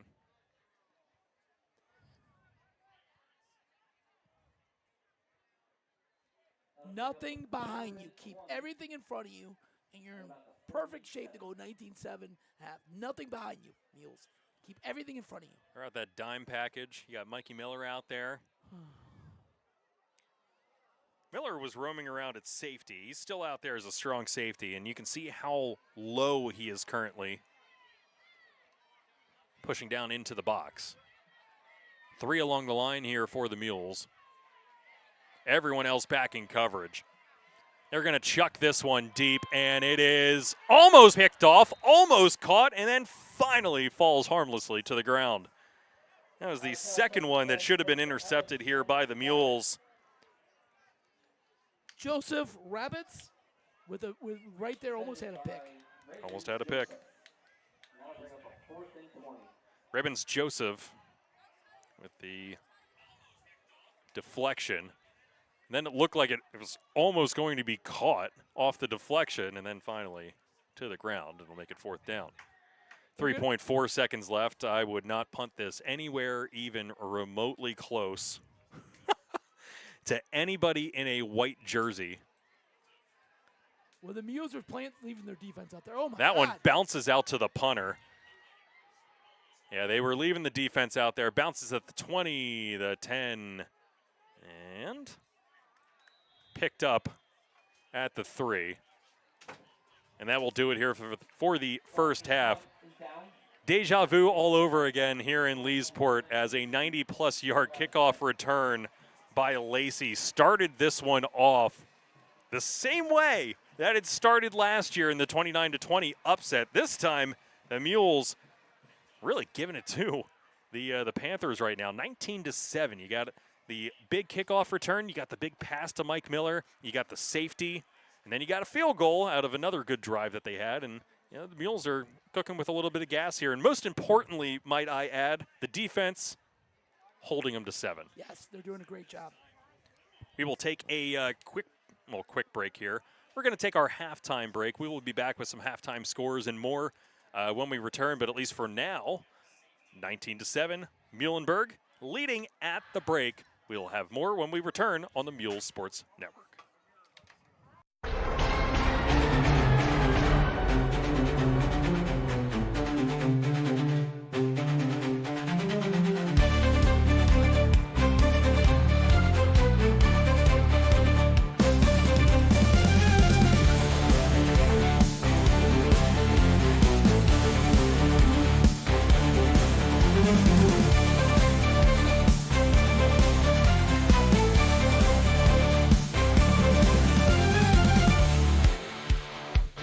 You're watching the Mule Sports Network on Jared Gallup Media.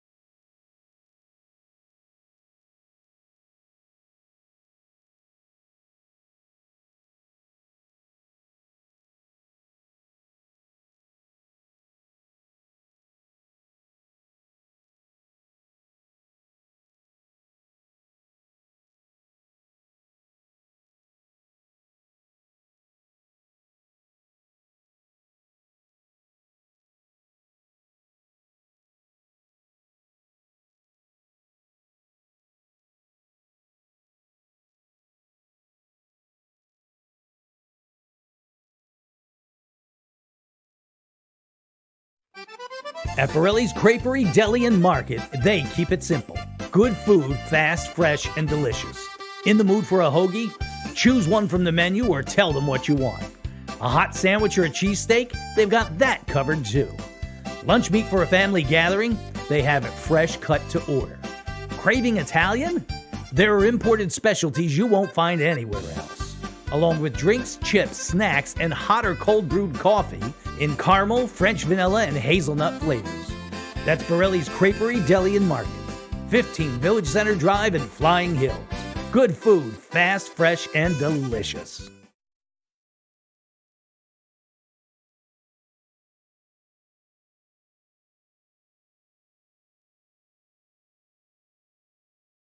Discover the power of choice with Goosehead Insurance, the Coley Insurance Group. Coley Insurance Group is a fully independent insurance agency here to put you first. With access to 30-plus top-rated insurance carriers, they ensure you get the best coverage at the best price. Whether it's auto, home, or life insurance, they've got you covered.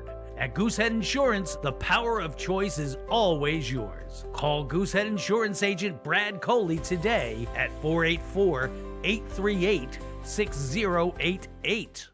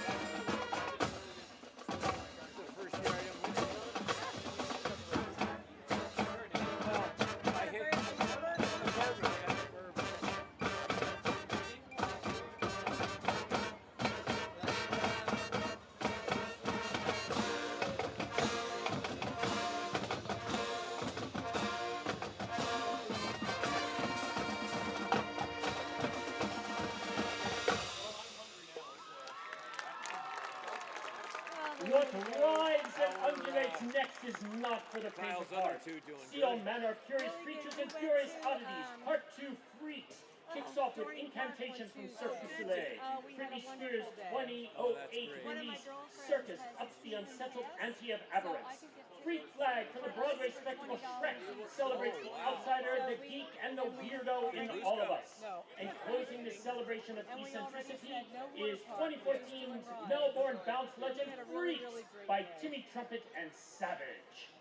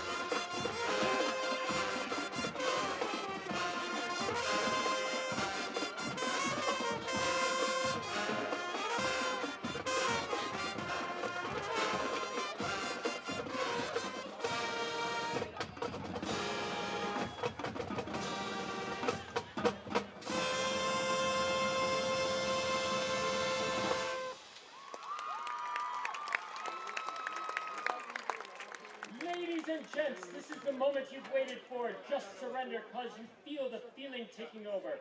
Tell me, where do you want to go? This is The Greatest Show. The anthemic masterpiece from the hit 2017 film, The Greatest Showman.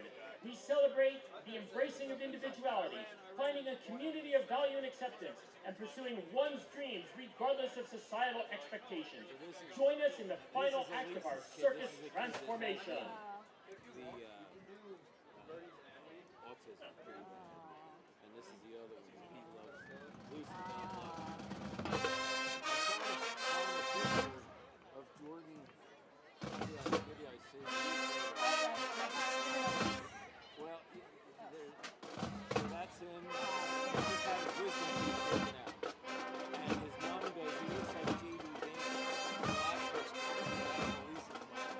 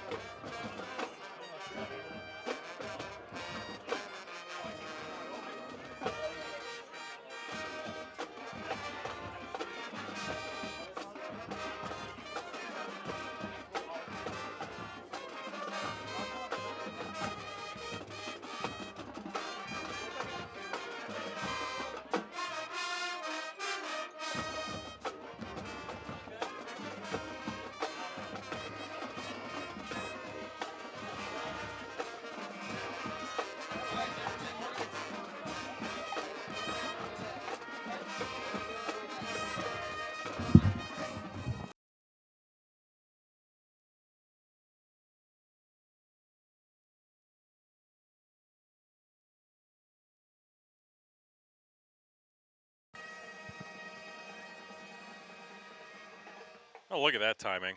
Chris coming right on that crescendo. That is expert producing there by the birthday boy. We got cupcakes and everything here. We're not going to sing on air for him, but I did have a really nice cupcake here because I didn't have dinner. And it came with a little school bus ring, which I'm going to keep, I think, for posterity. So I'll always have that to remember this game by. That's where that comes. So we're going to take a peek here at what we got going on for the scoreboard. I guess the scoreboard is on Lancaster Online, so we can run through the scoreboard here really briefly. Conestoga Valley leading Penn Manor 21-0. Manheim Township over Cumberland Valley 7-0. And again, these are whenever they update Lancaster Online. So it may not be the most up-to-date scores, but it's the most up-to-date ones that we have without jumping through hoops. Dallastown over Hempfield 7-3. Lower Dauphin over Cedar Crest 21-7. John Bartram over McCaskey 14-0. Wilson, our Wilson here in Berks County over Cheltenham 14-0. Phoenixville leading Reading 21-0. Obviously, you know the score of this one, 19-7. Exeter over Daniel Boone. Holy vey. 64-0. That might be at halftime. So, is that at home or is that in Birdsboro? Because we're at Birdsboro in 2 weeks for Boone. That one's in Exeter. So, yeah, 64-0. Ooh. Great for Exeter. Bad for Boone. Ephrata leading Red Lion 24-6. Palmyra and Lebanon in a barn burner of epic proportions. I've never seen a score like this. I'm just kidding. It's 0-0. That one not terribly surprising No. from Lebanon's end. I've seen Palmyra play a couple of years ago. Obviously, they're probably vastly different. It's a little surprising. Mifflin over Pleasant Valley 14-7. Lampeter Strasburg over Solanco 24-20. Fleetwood over Kutztown 21-14. Mannheim Central over West Philadelphia. The born and raised out there like Will Smith. They were 28-16. 28-0 Warwick leading Avongrove. Notre Dame Green Pond over Garden Spot 14-3. Weiser leading Abington 21-14, and a really interesting one to keep track of. Octorara leading Hamburg 14-0. Twin Valley taking it to Berks Catholic 39-3. Middletown over Donegal 7-0. West York currently quadrupling Elko 28-7. Northern Lebanon leading Pine Grove 28-0. Wyomissing leading Southern Columbia in a matchup between two excellent programs, two historic programs, one of them obviously being Wyo and 4A, the other one being Southern Columbia, who is fantastic at the 2A level. So we'll see how that ends up finishing up. Lancaster Catholic over Camp Hill 29-7. Pequay Valley over Delaware County Christian 16-6. Anvil Cleona over Biglerville 15-3. And Eastern New York beating up on Columbia 35-0. And then tomorrow you got Cocalico at E-Town. That kickoff at 10 a.m. Well, a couple thoughts. C-Town not have lights? I don't know. Couple thoughts. Lebanon Have won a at it. game. Hasn't won a game in what, 4 or 5 years? It's been real bad. I think that they're crossing the, if they haven't already, they're getting close to crossing the 50-game threshold. Then you have Phoenixville beating up Reading. That's who the Mules play next week. So that's a an good interesting sign. matchup for the Mules.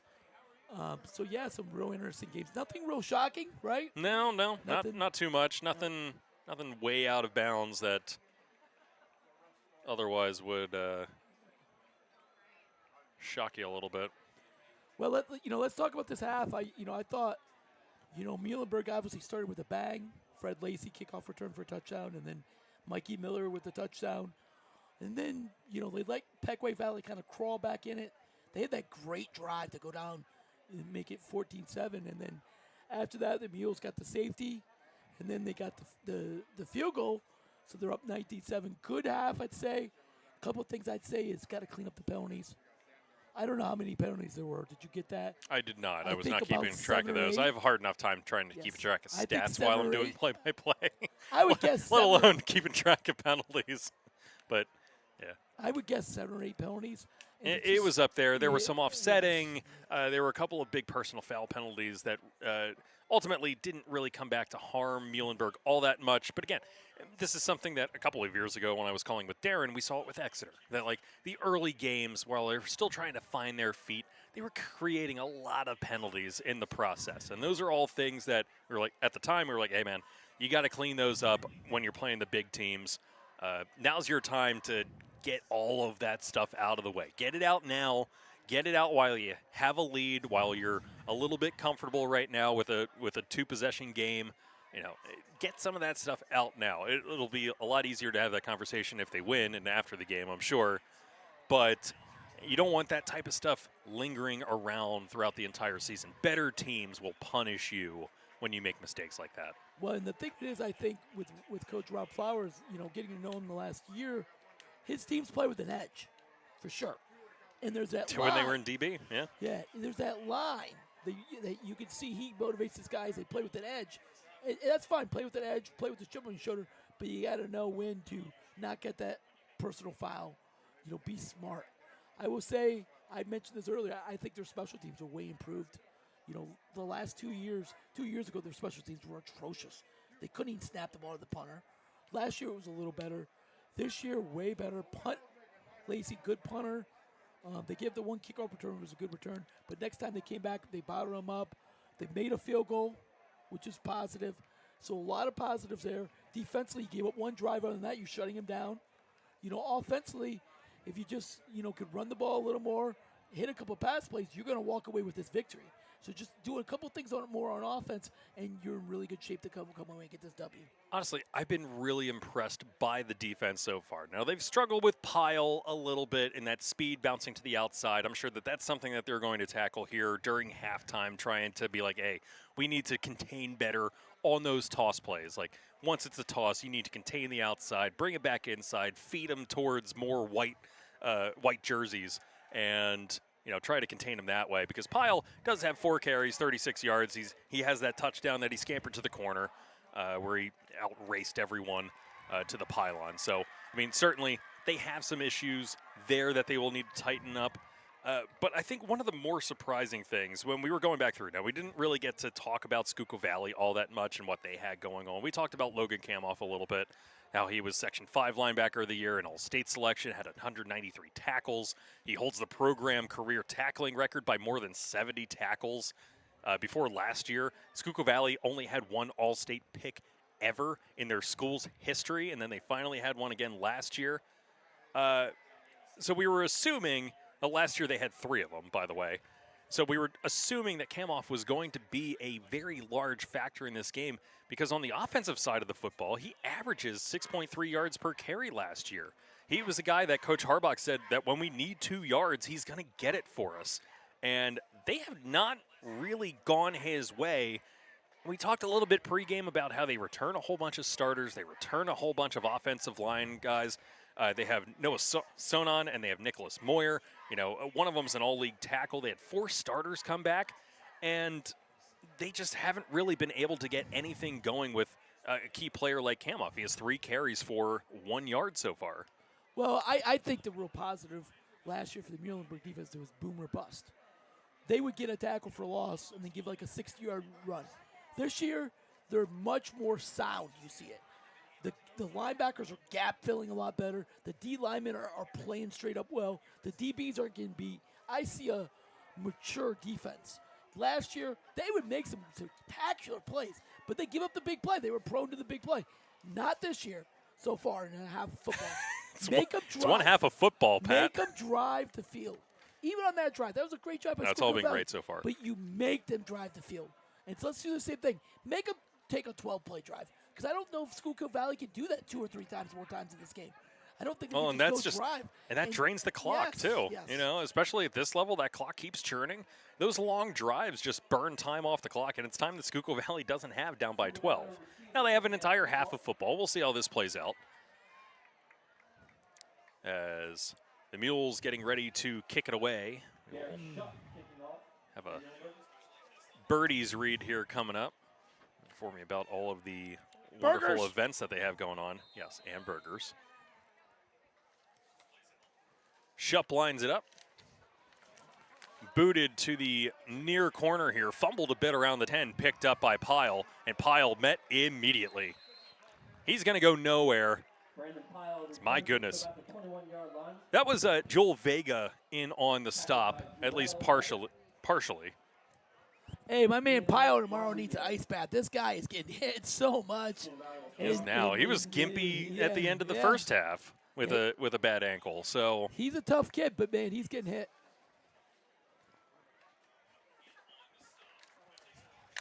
Well, here we go. Eletros behind center. 3 completions and 8 attempts for 25 yards, give or take. My stats are not official, by the way, and I've, without a doubt, probably missed a few. Nice open field tackle that time. Yeah, Emilio Alvarez, inside linebacker, does a great job. Muhlenberg's just playing straight up 4-3, cover 2, cover 4 concepts. Just keeping everything in front of you. Let your linebackers come up, Phil. Great tackle there. Like all 3 linebackers are playing really well. Emilio Alvarez, Cooper Burr, and Cameron Small, all 3 are active. They make a lot of tackles in or near line of scrimmage. Pyle back in there. As they go the 2 running backs set in shotgun formation, 1 to either side. Man in motion. They will run to fake the motion side, and wow, it's a heck of a catch. Whew. How about that? That was a nice job by Urbaez hauling that one in. How about that? Nice play action. Run the slant underneath. Fooled Good me. throw. Great. Good throw. Great catch. He went down and got that. Unbelievable catch. Went up and got that one. Yeah, great play by the receiver. So also, 2 quick apologies. Pat is slamming a Diet Dr. Pepper right now, trying to calm his voice a little bit. No. I wasn't saying that you can hear you like sipping on the mic, but he's currently dealing with a voice problem. We're working through. But we also have some skipping problems with our online broadcast. So if you're watching on YouTube, we apologize. We will have a full version of this uploaded after the game, where it will look a lot prettier than it probably does on YouTube right now. So apologies. We're using Starlink. Sometimes it's great. Sometimes there's just too much metal interference. And when you're on a set of metal bleachers in a metal press box and you're setting it down on top of metal, it doesn't always work that well. So we are trying to bring you the best broadcast possible, but may have some skipping. So if you're looking at watching this later, it'll be much improved. Stack formation out here to the left. Once again, man in motion. They will fake that jet sweep. They will go back, and it's a screen pass in between. There's no lead blockers. Able to escape 2. Gets about 5, 6, and finally stood up after about 7 yards. That was an interesting play call there because he basically passed it into someone into space. There's no blockers ahead of him. And you're just like, hey, man, go make a guy or 2 miss. Well, they're trying to run a screen there, and it looked like the lineman got held up, and they couldn't get there, and it was a good tackle attempt by the linebacker. But Kamoff's a beast, and he broke the tackle, and he was able to get some yards forward. Now I don't know who's down here. I don't think that's Kamoff. Looks like number 7 for Schuylkill Valley here. William Johns looks like he's down. Well, that's number 7. It would be Alex Garrett. Oh, Alex Garrett, my bad. There we go. Yep, Yeah, that Alex was number Garrett. 6. Yep. William Jobs. There you go. Alex Garrett. Yeah, he's out down on there. the ground now. You know, when you're blocking downfield and the ball carrier comes up, you get rolled up. Your ankles can get really easily rolled up, and that's probably what happened there with him. It's probably what happened to Pyle Yes. back at the end of the Yep. first half, too. Well, while we do have a break, you want to talk about birdies? Best burgers. See, this is why I wanted live reads. They're so much more engaging and interactive, I guess. I don't know. Anyway, if you're craving the best burger in Berks County, the new Birdie's Inn at 5 Points in Exeter is where legends are grilled. You got those juicy, fresh beef patties, never frozen. It's like Wendy's except better. Because we got the brioche buns, by the way. The brioche buns, we got the peanut butter jelly burger. All the burgers that Jerry swears that he doesn't like, we know that he eats them in private. We know that he eats them, he orders them, and he just doesn't like telling anyone about it. So if you want to be that person, you can do that. If you want to go to New Birdie's Inn and take pictures and spread it around social media that you are eating a peanut butter jelly burger, I'm sure that Jerry will probably heckle you. Anyway, you got fresh toppings. There's no gimmicks at all with these burgers. It's just bold flavor, including a peanut butter jelly burger. I'll mention it again. Not to mention, it's more than just burgers. You got entertainment, too. You got Saturday at 7, you got Chuck and Steve Acoustics. Sunday at 5, you got Shay Quinn from the Sharks and Steve Swisher. Monday, you got Dancing on the Deck with DJ Jimmy 2K from 5 to 8. Tuesday, 6 to 9:30, you got Open Mic. Wednesday, you got Music Trivia with Jumpin' Jay on the deck from 7 to 9. Thursday, you got karaoke again from 6:30 to 9:30. And then you got more music on Friday. Johnny Gallagher from 7 to 10. Best burgers, best entertainment. That's all what you get at the New Birdie's Inn, 160 Old Friedensburg Road in Exeter, where they remind you to have fun and be kind. Sounds like Jerry Springer's final thought. Oh, That one, 3rd down and 3, and nowhere to go. hey, I got 2 words for you. Weight room. Guys are stronger, tougher. They come upfield, and they hit Logan Kamoff there, and he went backwards. Alvarez was in there. There were some big bodies from the defensive line in there as well, making some hay, and it's 4th down. Yeah, that's a good stop there. 3rd and 3, manageable. They give it to their stud linebacker, running back, and he goes backwards. That's some big boy football there by the Mules. Kamoff just can't get things started. 5 carries for 3 yards by my count. This one a line drive. Miller back there. Miller's got to take it on a bounce. trying to cut it up. He gets a couple yards out of it. Three Swampshires punt. Able to get ahead of the 20-yard line, about to the 22, which is where the Mules will pick things up here in the second half. Brought down by 4. 8:47 left in the third. Mules up by 12. Got the 2-possession ball game working right now. Can make it 3 possessions if they play their cards right. Yeah, I mean, offensively, I thought they did well. They're still trying to work this young quarterback Baez in. 5 for 10 in the first half. Solid. I thought the best throw of the game for him was when he hit the drag route over the middle. I think it was 3rd down, and he got him down to the goal line. That was a big pass. So there, he hit Mikey Miller in the hands. He dropped it. There were some real good positives for Baez, and you still got Small. You haven't got him going, but I think eventually he might be able to pop one here. Baez in the shotgun. This time the handoff to Small goes off tackle for his 13th carry of the contest. Gets ahead of the 25, gain about 4. So now what you do, so you're the Mules, you go, hey, they got 5-6 linemen down. It's a gap. They're trying to gap you up front. So what do? You come out with 2 tight ends. So now you get extra guys on the line of scrimmage to block. You can try to establish the run game there. It's smart. Take an athlete out, get another tight end in there. Let's see if they come back with it. They don't hear. They do something, not. Something to keep in mind this second half. Yeah, this time they go 3 wide receivers, 2 split to the right, 1 to the left. Oh, and he has options. He finds Mikey Miller. Count at the 40, 30, 20, 15, 10, 5. Good night. Touchdown, Mules! I was waiting for that. Well, yeah, Mikey Miller. You're seeing the Sheesh. maturation of Baez. He sees the one-on-one. He takes his step, throws it up, and lets him go make a play. Let your playmaker make a play. Great job there by Baez and Miller. 73 yards to the house. And by the way, it wasn't just one option that he had, because I was staring down here at Fred Lacey Touchdown, getting Mules! off at the I was line waiting of for that. scrimmage there. Well, and yeah, he had Mikey his Miller, man beat about you're a seeing couple the yards down the maturation field of Baez. already, that he was flying past him. I saw the hand go up. I was surprised that he didn't hit him just then, because he had Mikey Miller beating his guy by a step on the far sideline. So he would have had 2 wide open options on that play. Probably both going to the house. Well, now the Mules are going to go for 2 here. Why not? Because you got They still didn't put the 26 score. points, or 25 points right now. It's They didn't put 25 it up to on the 7. scoreboard yet. Well, they're still trying to do math on their fingers, I think. Here we go from the 2-yard line. QB keeper, he's in. 2-point conversion. Count it. Conversion is good. Mikey Miller now. And you got a flag down on the 2-point conversion. Mikey Miller, by my count, 3 catches, $141, and 2 touchdowns. Well, legal motion on the Mules, so they got to redo it. Now, do you come out and kick it? You kick I mean, it? now you're doing it from the 7? 8-yard Yeah, line. 8. Yeah, I think you got to kick it.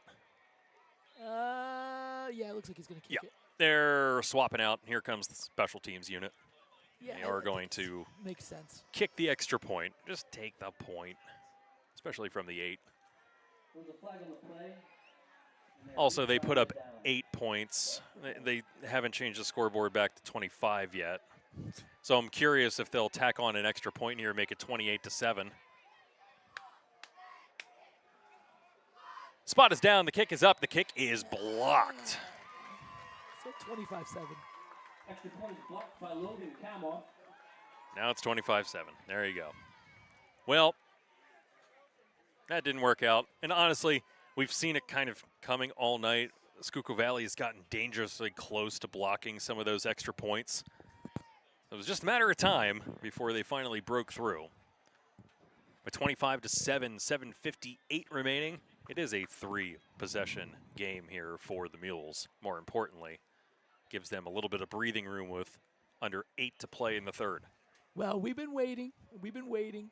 Mikey Miller's had a good career, but not the spectacular career you probably expected. When Not the he was one a that we sophomore. hyped him up It's so 2 years he ago. was good last year. He had 400 yards receiving, 400 yards rushing. 9 touchdowns, 9 23 catches. I mean, those are or excellent. 26 catches. But yeah. he's spectacular. He's so much more.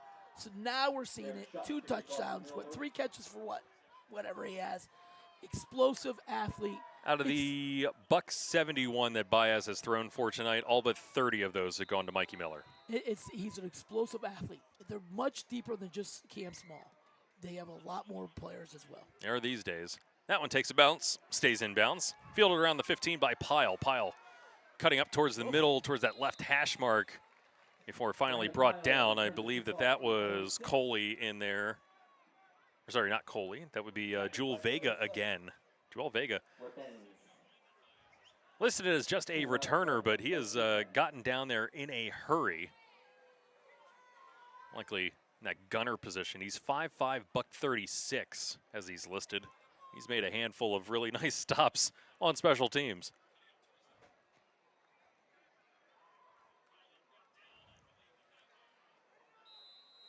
$18-point advantage here for the Mules. Got to think the Panthers have to strike at some point here. Now that you're down 3 possessions, you got to get something going here in the third. You can't save everything for the fourth. And they're just going to gun it down the field. That one picked off. Intercepted by Fred Lacey. Second INT of the game, the first one here for Eletris. And Welp. Well, they went. You were right. This is like you're playing Madden. They went hitch and go, and Fred Lacey was like, "Oh, you're gonna run a hitch and go. I'm ready for it." And he goes up and intercepts the ball. So it gets bad now. It gets even worse now for Schuylkill Valley. You give it right back to the Mules. Eletris has had some really good passes. He's had some really good zip on some of the throws that he's had. But when he is gunning it down the field, and this is just a high school level thing too, that thing just hung up in the air. It's a nice job. Get about half of what they needed to gain, as I believe that was Small up the gut. Who else would it be? About 5 for him. But you can see that there's just not enough zip on things like that. That's the second time now that Muhlenberg's really been able to just essentially squat and wait for the ball to come to them as a defensive back. The first time didn't work out in their favor, went over their outstretched arms. This time, nice job by Lacey using that big frame and going up and getting it. A hold on Muhlenberg. Wow. Yep, blocking the back there. So scratch that.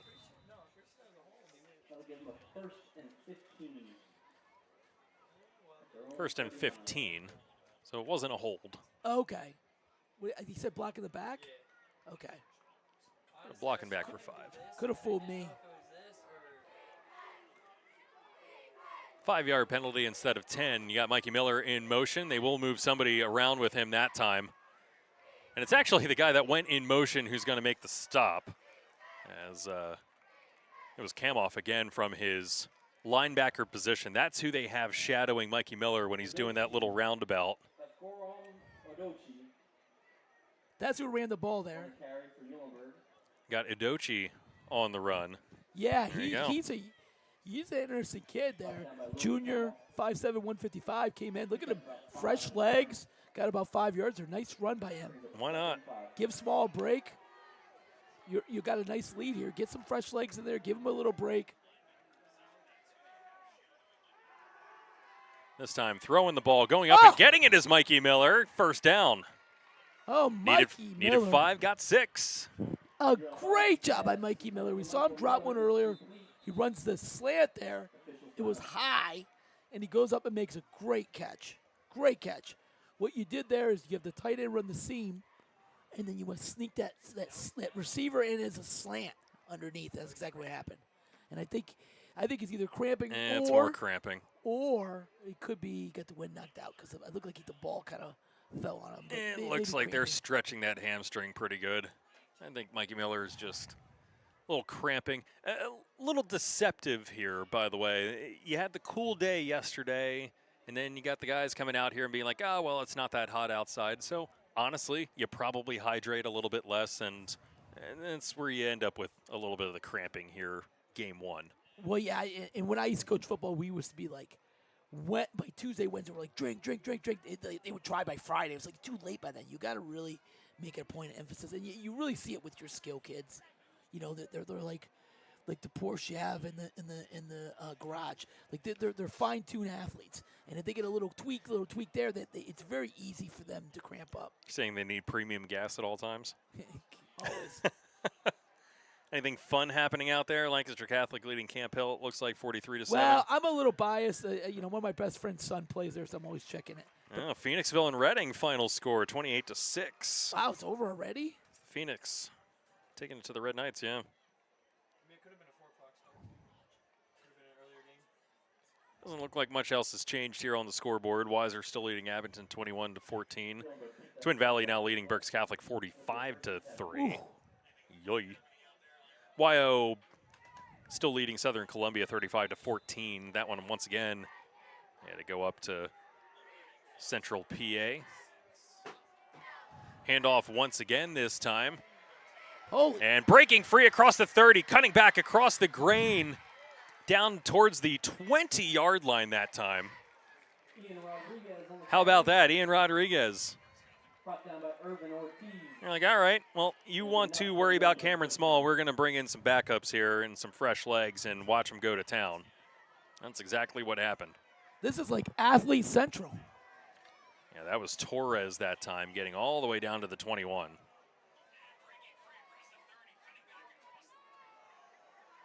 Oh. This time, big pop that time. Ian Rodriguez picks up So that was about 2, Rodriguez brought again. down by Noah Sonnen. Brings up a 2nd and 8. Second down and 8 now. This is a nice drive again by the Mules. Take your time, huddle up. Let's go get down, get a touchdown or field goal, and really ice this game. You get a touchdown here, make it a 4-possession game, it's really going to be hard for It's Schuylkill Valley to come back. Basically over at that point to a very large degree, especially if Schuylkill Valley continues this pace of play. I'm sure that they are. This is not the offense that they anticipated coming out here, at least from their perspective. Baez once again in the gun, looking right. Fakes, rolling, Oh, he's got rolling. something. He tucked and can't make the man miss. Gets a yard or two. Just unable to shake that last defender. Hey, you saw Christian Cooley broke through free for in the end zone, but he just couldn't see it. He had his scrambled. Smart decision, though. No pick. Got a couple yards here. Now you get a 3rd down, manageable. Well, that's the thing. You are this close to being up 28-7, making it a 3-touchdown game rather than a 3-possession game, forcing Schuylkill Valley to need to drive the length, need to get across that goal line instead of just kicking a field goal or two to get somewhat close. A lot of chirping from the visitor sideline, it sounds like. Timeout, Muhlenberg. And the Mules will take a timeout. And honestly, it's a good one with 4:28 remaining here. 3rd down and 4. Let's get it straight. So let's take a quick break here. And when we come back, it'll be 3rd down for the Mules when we return on the Mules Sports Network. Discover the power of choice with Goosehead Insurance, the Coley Insurance Group. Coley Insurance Group is a fully independent insurance agency here to put you first. With access to 30-plus top-rated insurance carriers, they ensure you get the best coverage at the best price. Whether it's auto, home, or life insurance, they've got you covered. At Goosehead Insurance, the power of choice is always yours. Call Goosehead Insurance agent Brad Coley today at 484-838-6088.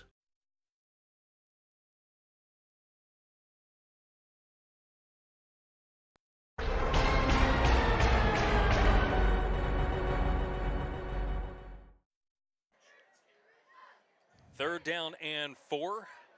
Somehow we came back from commercial before the Mules even broke their huddle. That's a first. I would run it twice here. I wouldn't kick it. Run it twice, get the first down. It's 3rd and 4. You put in your power back. You bring back Small. They got Small back in there. Yeah, look at Schuylkill Valley. You got Coley. Oh, a Oh! little jumping. Oh, look at those offensive linemen falling backwards. I think that's I encroachment. think they were touched. Yes! Encroachment. First down. Maturity by the Man. Mules.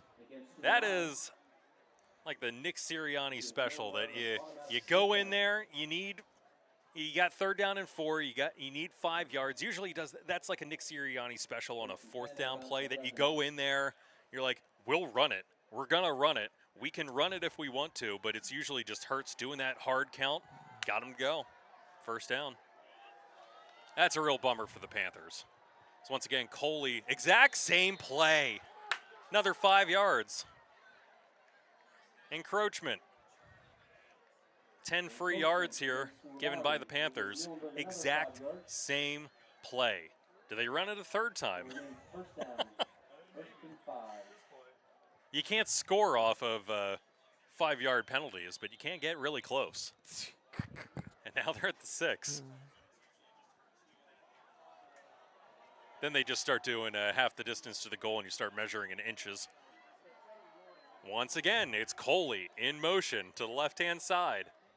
And the hard snap. What? The hard count again. I don't 3 think I've ever seen that straight before. hard counts. Got 15 yards out of it. Have you ever seen And- that before? 3 straight times? I don't think I've ever seen that before. And, 3 straight times. I'm pretty sure that the culprit has just been removed by the coaching staff. There was a quick substitution there of a get out of the game type of nature. So that was 3 straight, exact same plays. It was Coley in motion from right to left, setting up there, just offset as tight end. And here he is again. This time, I bet they run it to the left. There it is. They run small to the left. And he's piled up. If I could guess it, so could Schuylkill Valley that time. It's a little bit different because Small located on the left-hand side of Baez, and then you move Coley in motion, which is a look that I don't think that they've seen all game. I don't think that we've seen it all game. The one that you've seen is this one, where Small's on the right-hand side. Coley goes in motion from right to left, and then you run behind Coley trying to catch that edge and have him seal it off. Yeah, and Coley is a lot of times he's got his hand on the ground, off the tackle. So yeah, it is a little different. Andy Burkhart is the play caller. Coach Flowers said he'll be on staff as long as Flowers is on staff. He does a great job and a lot of different looks, diversified looks today. This time, QB keeper trying to sneak up the middle. He'll be about a yard shy, and that flag goes in there and probably hits a kid in the face. That was a heck of a throw by the back judge here, by the way. He's going to call a hold. I don't think that was a hold. I don't know how you have a How hold do you have when a it's hold? just They one was all big jammed giant. up. I don't agree with that. Got one big giant pile down there, and He wanted to throw the ball. He wanted to throw a flag. Oh, we got face mask. face I'm wrong. mask.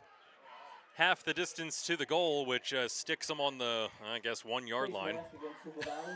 Do they got an under center play? You go under center, old school power.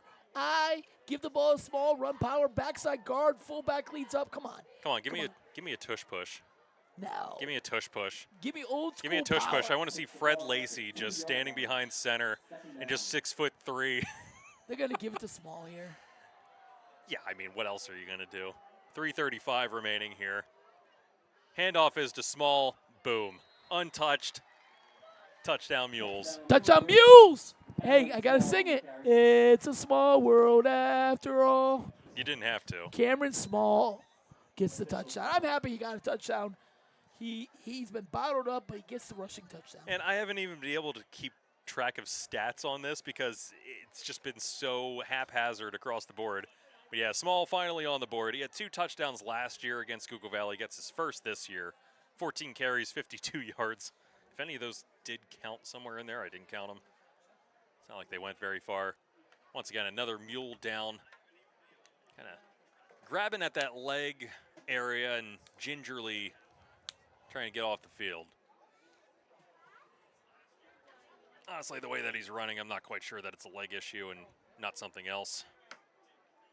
Because he is heaved over right now.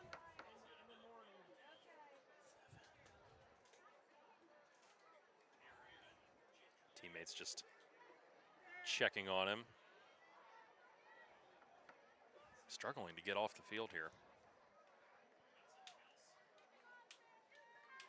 Hopefully it's just cramping and not something more serious.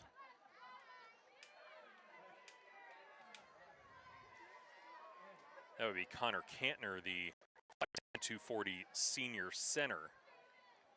They're about to lose here for a short while. He's done a nice job. No complaints from the center today. So 31-7. And we'll go out here looking for two. Baez with Small. Try to toss to Small this time, and Small pulled down from behind. He got hung up behind the numbers. And he ends up losing yards on that. No harm, no foul. They're still up by 24 with 3:30 left in the third. 3-touchdown game. I guess there's a benefit to going for two there. Well, you know. You're just trying to stretch the amount of two-point conversions that Schuylkill Valley needs at that point. Or force them to go 4 times, get 3 touchdowns to catch up, and then kick a field goal. Well, you know, what I'm seeing today is a maturity.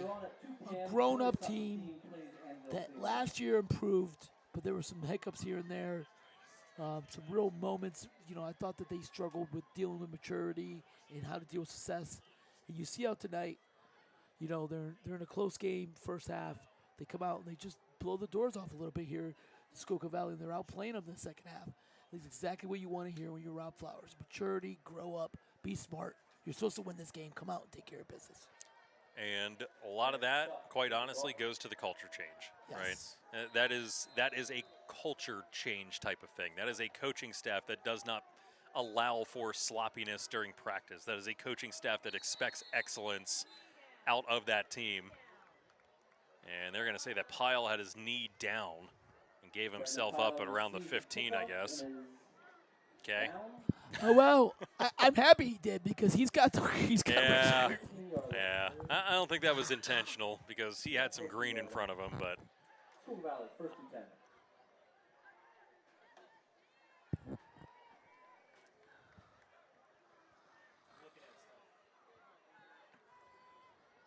Now, if you're Schuylkill Valley, you're probably not going to win this game.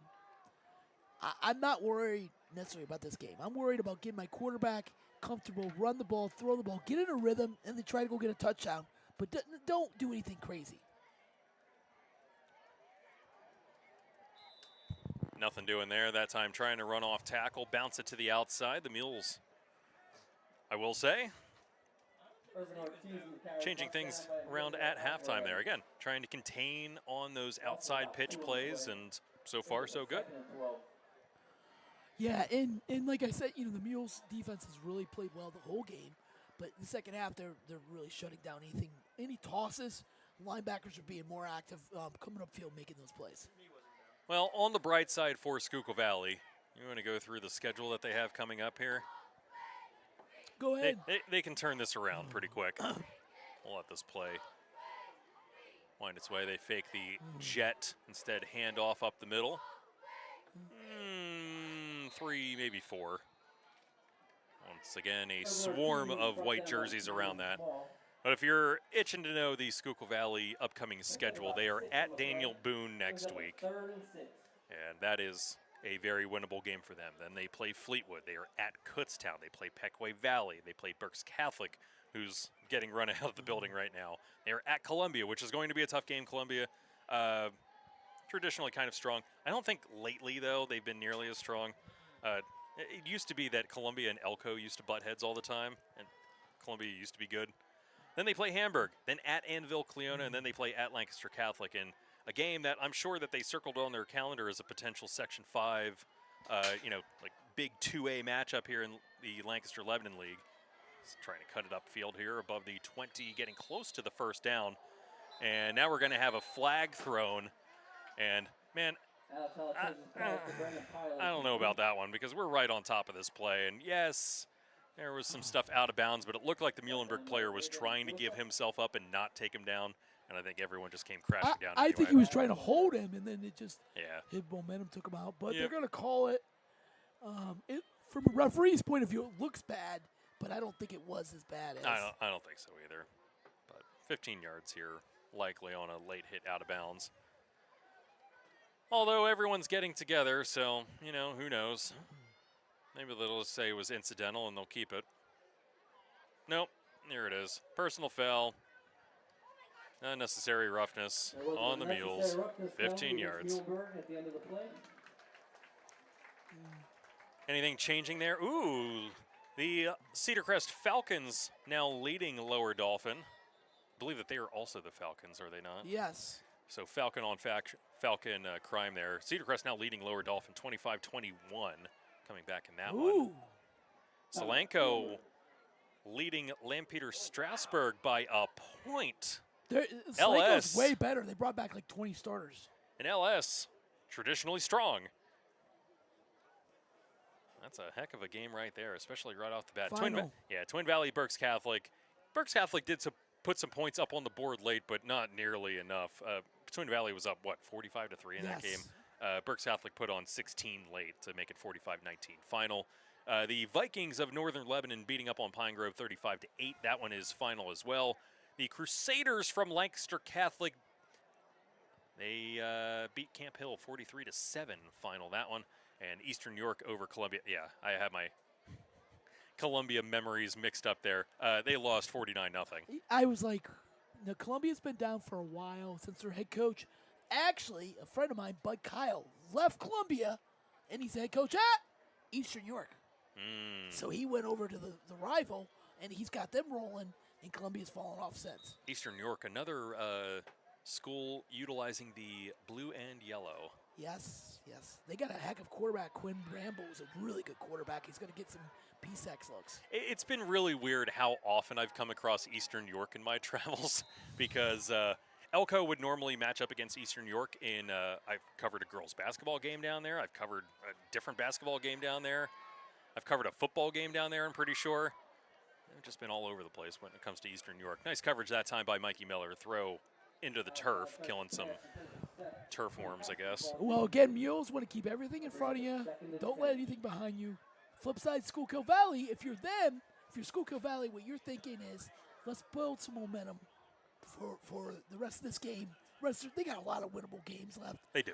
And that's the thing. Like, we went through the schedule, and this schedule is fairly milquetoast for them, right?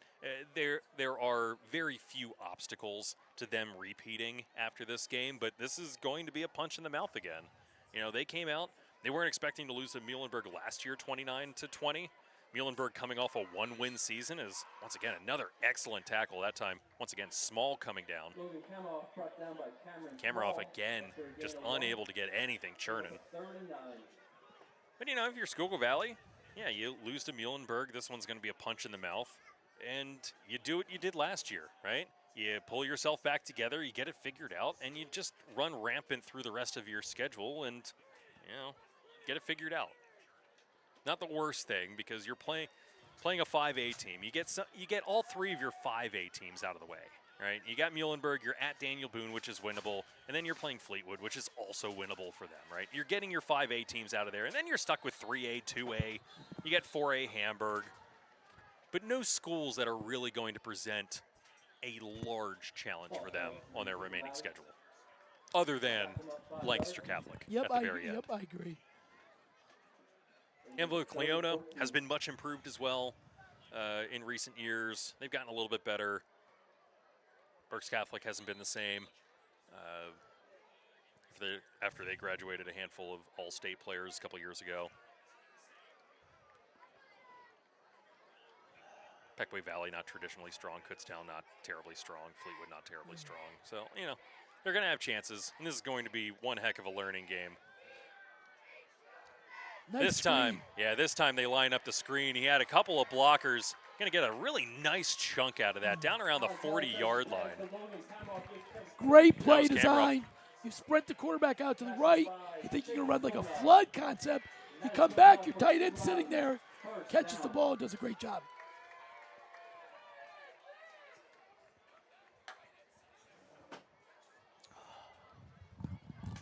That's that great taste of Dr. Pepper that you heard in your microphone there. It's the Time ticking down inside 10 seconds. Let's see if they get one final play off here before the third, because why the heck not? 4 seconds, 3 seconds, 2, 1. They do get it off. They're going to chuck one deep. That one over the head, and it's a last-second touchdown. Talked about not going over top of your head. He just gave up a last-second touchdown, and oh boy, I'm guessing if Rob Flowers is going to have a earful for some of those guys when they get back at the start of the fourth. But it was a fantastic throw. He set his feet, had the guy wide open. Something to build on. Now they're not out of it now. That's a good. If you get another turnover or two by Mules, you could have a chance. That one, it floated a little bit, but it was okay because it was floating away towards the pylon, back shoulder, right? You're not undercutting it if you're a defensive back. That one over your head anyway. The only person that's going to catch that ball ain't going to be the DB. It's going to be your wide receiver in that case. Nice job by the Panthers. 31-14 now. As now we can take a commercial break, and we will be back with the Mules on top by 17 when we return here in the fourth quarter on the Mules Sports Network. At Borelli's Creperie, Deli, and Market, they keep it simple. Good food, fast, fresh, and delicious. In the mood for a hoagie? Choose one from the menu or tell them what you want. A hot sandwich or a cheesesteak? They've got that covered too. Lunch meat for a family gathering? They have it fresh cut to order. Craving Italian? There are imported specialties you won't find anywhere else. Along with drinks, chips, snacks, and hot or cold brewed coffee in caramel, French vanilla, and hazelnut flavors. That's Borelli's Creperie, Deli, and Market. 15 Village Center Drive in Flying Hills. Good food, fast, fresh, and delicious.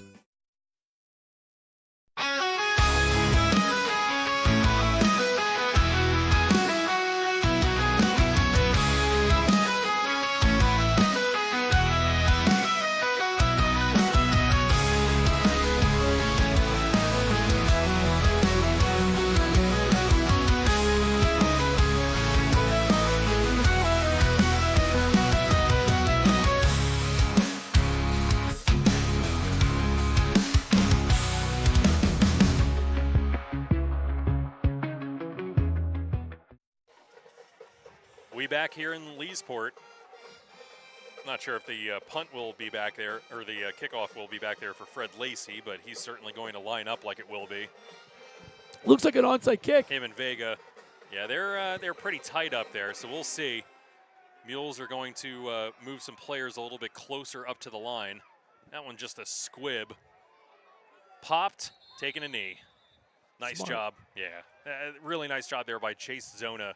Not messing around, just taking it. He blocked it first, kind of knocked it down in front of him, picks it up, takes a knee. Let's move on with our lives. We go back to that touchdown by Schuylkill Valley. Go for it. That's the stuff they gave up last year. I remember the Daniel Boone game. Hayden Moyer just made like 2 or 3 spectacular plays, and it was just they were out of position. And it's like you got to be smart there. The only thing that can hurt you is going deep. They can't throw anything underneath. And as the DB really messed up, but it's a learning goal. Week 1, you coach him up, say can't do that anymore.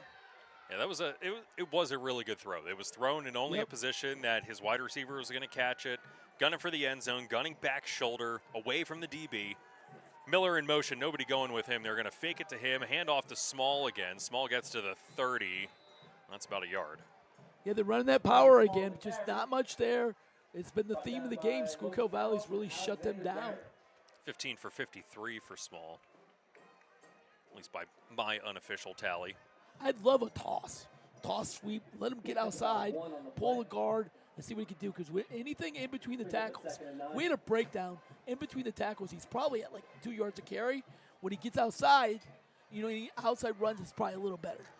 One of the things that I would really like to see out of this Mules offense too is adding in some of those drag route formations, adding in just some short, simple throws, simple reads. Yeah, that's going to be a flag. He wasn't set. Nobody was set. The quarterback's got to, again, sophomore quarterback, he's got to wait till he's set. Be a little smaller, slow down your cadence, make sure he's set, then do the plays. That's the little things you got to learn yet. Yeah, Coley that time just still in motion while they hike the football. Stops the clock, 10:58 left in this one. Illegal shift is declined. They will decline the illegal shift to make it 3rd and long. and 8. Passing down here, we'll see what they do. No, I'm just saying, I would love to see Mike Miller getting the ball in space with a head of steam, just going, horizontally and trying to outrun guys around the edge. You got athletes, why not? This time down the seam. That's the throw that he missed before he hits Christian Coley. Cut back around the 30, inside the 25. That's the throw that he missed in the first half, and I'm sure that he was kicking himself for missing it the opposite way that nearly scored a touchdown. That time, it's Coley up the seam, floats it right into his arms, right in between all the defenders, and then he cuts back across the grain and gets a couple more yards out of it. That's what we're seeing. That's a beautiful throw. They're in a too high look. You want to throw between the safeties, put the touch on it, perfect ball. Coley's a nice player. I mean, he's a big, former quarterback who's been a nice player, and he's a really good tight end. His second catch of the afternoon, as this one is a QB keeper by Baez. He sprints past everyone untouched inside the far pylon. It's another touchdown for the Mules. Touchdown Mules! Again, second great play in a row by Baez. He sees it, throws a great pass. This time they run a zone read. Everybody in the stadium knows Cameron Small is going to get it. Nope. The quarterback goes around. He's a fantastic athlete, and he goes around, scores the touchdown. Again, these are just like those little quirks that you do, that you run the same play over and over and over again, and then finally once you get into a groove and the defense gets into a groove where they're like, oh, hey, we've seen this before, that's when you pull out of your bag of tricks. And that time, the fake handoff leads Baez untouched into the end zone. Extra point is good. It's 37-14 with 10-12 remaining here in this one. Do we need another timeout here, Chris? Shrug of the shoulders means that we will stay right here. Well, if you're just going to a moment of zen, we'll just stay here. Well, I want to talk about the buy-in with this team. Have at it. And here's the thing. Coach Flowers told me this. Jeffrey Collado's an athlete. But they said, hey, we need a guard. He goes, Coach, I'll go play guard. Christian Coley used to be the starting quarterback. Coach, I'll go play the tight end. And that's how you turn the culture and the program around. You get everybody moving, rowing the boat, PJ Fleck, rowing the boat all one way, and that's what you're seeing with the Mules. It could be real easy to Coley go, now I'm the quarterback. No, we're going to go to the sophomore because he's a fantastic athlete. We think we teach him to throw the ball. He's got a bright future. Coley commits. He's a tight end. He's a big kid, athletic, can block, and you got a player. So great buy-in by this program under Rob Flowers. Well, that's the thing, the sort of things that can happen here. Am I crazy? 31 plus 7 is 38, not 37. There you go, 38-14. Good Lord. This one. Oh. Well, they got a little bit of juice here. Is that Pio Out again? across the 40, That's up been their- around the 45. Yeah, that one had some sauce. Kamoff. That was Kamoff. They had to find ways to get the ball into his hand because they have not done a fantastic job of trying to utilize him at all in this game. It's been uneven, to say the least, for the Panthers, especially on the offensive side of the football. This is an impressive effort. Just keep it up. You have 10 minutes left. You're in control of the game. Keep everything in front of you. Rally, tackle. You should come away with the win. Yeah, if you're the Panthers, you end up with Aletris here at quarterback. He goes back out here down by 24. They said that essentially him and your all-state quarterback, Logan Naraki, for the last 2 years was his mentor. He got equal reps in practice. But Aletris, coming into the season, had 3 passing attempts. As this one is, oh my goodness. Oh.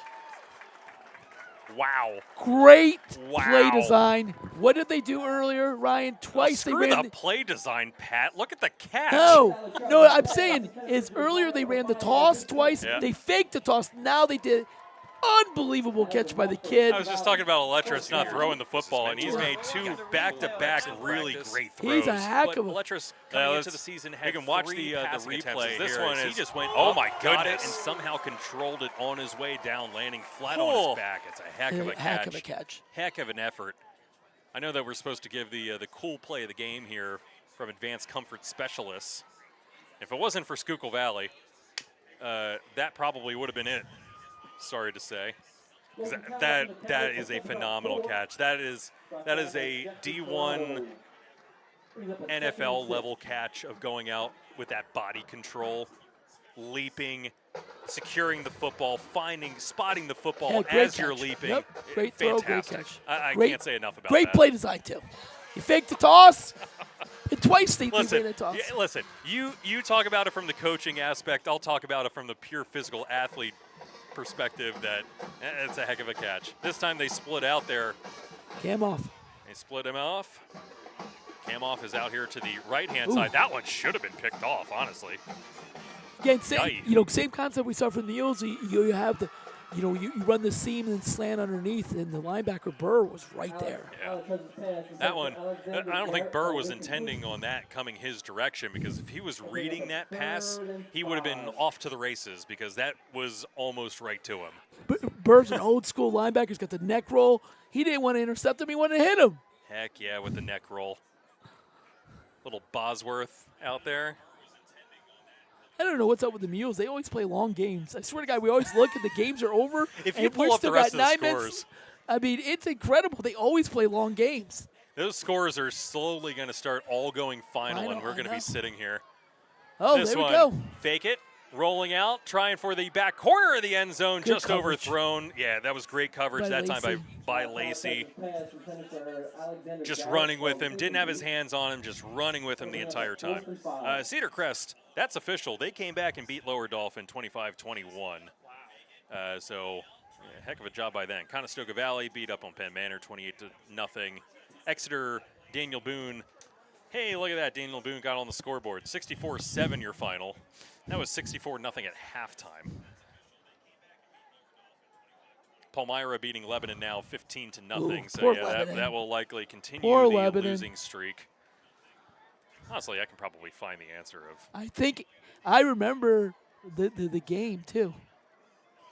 I'll tell you why. 4th down here. Oh, And drugged I down. think he got. No, he's about a yard short. He's got to be real close. Oh, maybe. Got to about Nice the run. 11. Great effort. Needed Great to get to effort. the 12. I think he got it. Yeah, he got From it. where he's marking it. Yep, it will be a first down. Lebanon had an all-state quarterback, and I'm blanking on the kid's name. Rodriguez. He went to Wilkes. He had an He went to appendix. Wilkes. He got an appendix out. It ruptured, something like that, and they were having a good year. The next week, And they had a good wide receiver, yes, I'm pretty sure. the next They week had a really we good tandem. The next week we played them. They lost. Next week we played them when I was a coach at Lancaster Catholic, and we ended up beating them for our first win.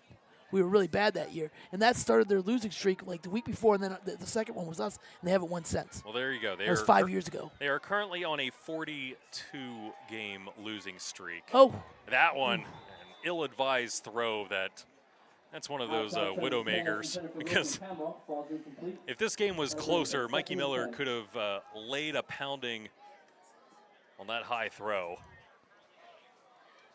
so they haven't won a game since October of 2020. It was COVID, and I remember that because they started I think 3-0. They had the kid, and then they ended up losing one game. Then they lost to us in overtime. So yeah, crazy.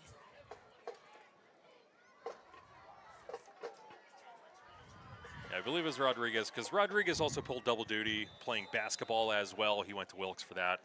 Isaiah Rodriguez, there you go. Yeah, he was They a also heck had of a Nathan guy. Hollinger, who was their star wide receiver as well. He contributed on both sides of the ball. But yeah, it was mostly Isaiah Rodriguez. That was how they had a shot in the, what did they play? The Cedar Bowl against Cedar Crest and the Falcons. Yeah, that year I got their schedule pulled up in 2020. If I get to work, they started. Look at that, they were 3-1 Beat Northern Then they Lebanon, lost beat to, Ephrata, because it was beat COVID. They only played Garden 16. They Donegal 21-15. They lost, Oof. and then we beat them 15-12. I was at Catholic. There you go. Haven't won since the 24th of Toss outside. October. Ooh, Nice job by the Muhlenberg corners, standing up Pyle. I really the like edge. Pyle. He's a good player. He's going to have a big year for Schuylkill Valley. They're going to him more and more often here in this game, and for good reason. He's got a lot of that outside speed that he's able to just scamper outside the tackles and make something happen. You know, Good luck if you can catch him. yeah, I mean, he's a good player. Pyle came off. They're going to get better. So 3rd and 10 here. Let's see if the Mules can get the stop here, get the ball back. So yes, to answer our question, Lebanon could potentially lose 50 straight games This year. if they continue it this year. Yep. It's like a North Texas level. This time they put a man in motion. They're looking that direction, can't lose the man in the end zone. They do have someone crossing towards that near pylon and just nowhere to go. Excellent defense that time by the Mules. It's, you know, what the Mules have done a lot today is they've rushed 3, drop back. 8, drop in 8, and that's really hard for a first-year starting quarterback. He's got to try to decipher and read the defense, and that's really hard. Yeah, we're talking about a kid that he has more completed passes today with 5 than than passes that he's thrown at all over the rest of his career. Well, they do need a field goal at some point in time. That bad snap. Kicker's just going to have to. Oh, he gets tackled by his holder in that case. I don't know why you kick it. Just go for it. Yeah, I mean, you're down by 24. You need touchdowns. Yeah, you need a field goal at some point in time. That's not now with 7:19 left.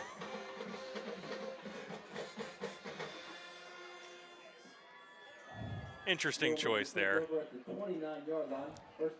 I'm not arguing with the coaching staff at all, by the way, because that dude has more championships than I do under my belt. Yeah, I mean, he's a great with Hard coach. Rock, so. I know him a little bit. I was coming on staff. He wasn't coaching at Linkster Catholic, but I met him a couple golf outings. Just a wonderful person. And, you know, he retired from Linkster Catholic, took a year or 2 off, and then he came back, and he's turned this program around. The birthday boy over here, Chris, is a Schuylkill Valley graduate, and so he goes, yeah, he is. Yeah, it hasn't Yeah, helped he did. tonight. I still owe I got to get my punches in, and I got to sing happy birthday to him. Whoa. I was on the football team for 2 years, and that was just because the coach at the time was not the best. Let's just say that. Now we start to get into garbage time a little bit as the Mules will start to empty the bench. Rodriguez on the carry. That probably is the last that we will see of Small here. No, I don't know. Ah, come on. We got a long season. Coley back in. You know, one thing I we'll find see. fascinating, and I watch this stuff because I used to coach football, Maybe is one Coley goes in a lot of times, gets the play, and then runs it back to Baez. So, because Coley, obviously a quarterback, Former knows the QB. offense very well. Yeah, former QB. Why not? Saves a lot of things. It saves a lot of time not having Baez going back and forth between the sideline. Just send somebody in with the play. Nice job there. First down and more for the sophomore running back in Rodriguez. A nice head of steam there. 5'10", buck 82 sophomore. In the words of Chris Berman, tick, tick, tick, tick, tick. Just keep running that clock, get this game out of the way. Schuylkill Valley, by the way, ranked 10th in the state in Class 3A preseason rankings. Now, again, it's a 5A school taking on a 3A school. But still, a state-ranked Schuylkill Valley team. Now, a lot of that is based on previous year performance. Here's the handoff once again to Rodriguez. Rodriguez turning a corner across the 40, the 35, 30, 25, 20.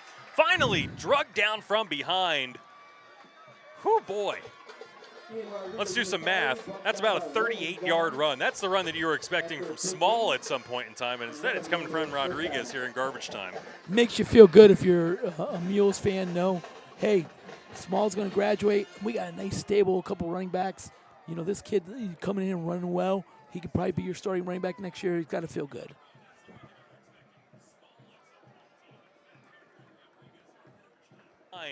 Looks like Rodriguez Oh, boy. staying out there as the primary weapon out of the backfield. Miller lined up far to the outside. Once again, keeper by Baez. It's so good that he pulls it every once in a while. Keep that end thinking he's going to keep it once in a while, and he keeps him honest. Gain about 7, brings up a 2nd and 3. So, I mean, let's talk about it. Obviously, one game. Talked in pregame about how the passing game ended up being ranked 34th out of 37 Lancaster-Lebanon League teams. How's it looking tonight, Pat? Yeah, looks pretty good. Improved. Improved. Let's put it that way. Improved.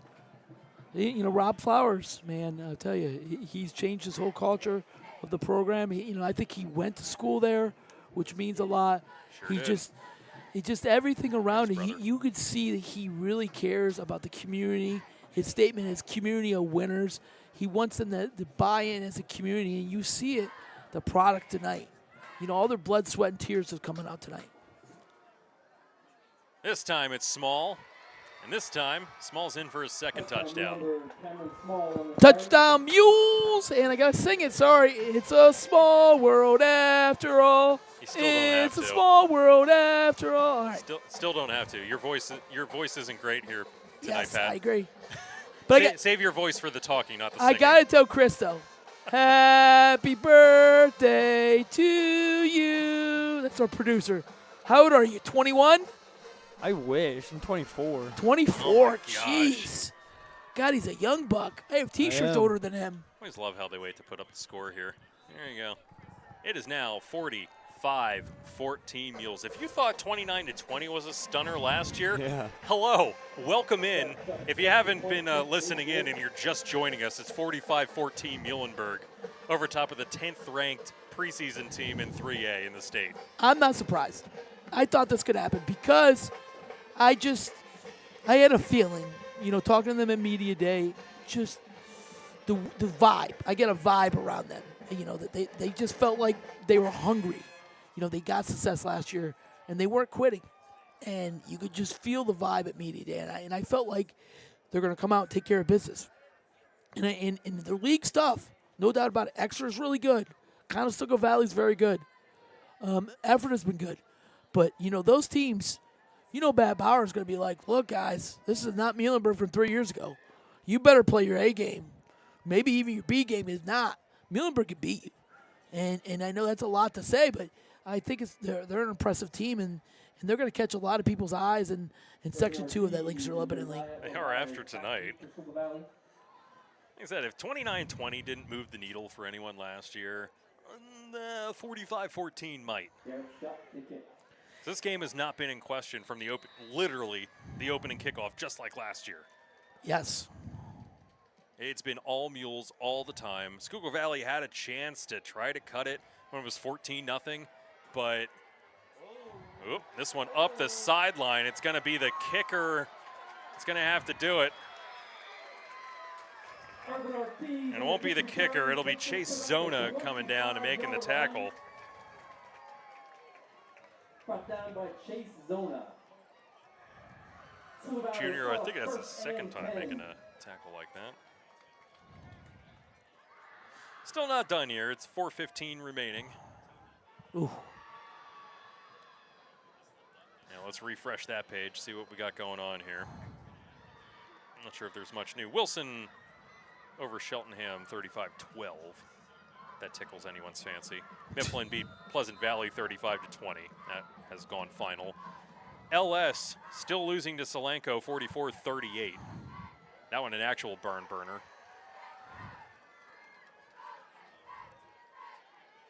This one a little screen pass out into the flat. That's 3, maybe 4. Keeps the clock churning though as he can't get out of bounds. Weiser over Abington 29-22. Mannheim Central and West Philadelphia having themselves a bit of a brawl, 41-36 in favor of the Barons right now. Gained about 3. Yeah, West Philadelphia, born and raised. Will Smith. Yeah, they came back there. Mannheim Central's been a little down. Their talent isn't what they used to be, I think. Most certainly it is not, because I was helping to call games for Exeter back when they had everyone. And they're going for the end zone, and it's through the hands. Dropped it. So the safety's got to drop back there and not allow that. Through the hands. That time the safety. Yeah, the corner. He's yelling at the corner. The corner's got to be. If there's nobody in your zone in the short flat, you got to keep dropping. He doesn't drop, and he's wide open. Just dropped it. The receiver dropped it. Yeah, that was Khalid Perez. They got some backups in there now, but this is invaluable for them. You know, get some reps, get some playing time. Yeah, you're getting help into these guys, these young guys develop. The first game of the season, like, you know, usually you're preparing for stuff like this against other teams, not necessarily first game of the season. Not like this. This one, they will hand the ball off. Also, outside of the couple of interceptions, it's been a really clean game from both sides. Yes, too. I agree. You know, they have not put the ball on the ground. I don't think that the ball's come out once from either side. You got the bad interception that was basically a punt from Muhlenberg, and then you had the bad interception here that hung up a little bit. But outside of that, it's been a really clean game by both sides. And I think that even if you're the Panthers and you say, well, you know, things didn't really go our way this time around, they still have things that they did well today. One of them, not putting the ball on the ground.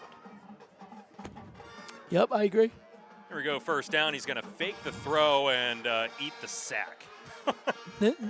Yeah, you know, no turnovers on the day for Muhlenberg. Jeffrey That's huge. Collado with the sack that time. No turnovers. That's huge. Play clean football. You know, technically you had a turnover. It was basically Oh, yeah, a punt. did throw a punt. It Yeah, was yes. fourth down anyway, and they ended up gaining 11 yards out of it. So, showing the Muhlenberg band out there. If you've ever watched the movie Blue Chips, this is the song that they play at the very beginning of the movie. I love that movie. I love Blue Chips so much, but they do the band version, and it's this at Western University, the Dolphins.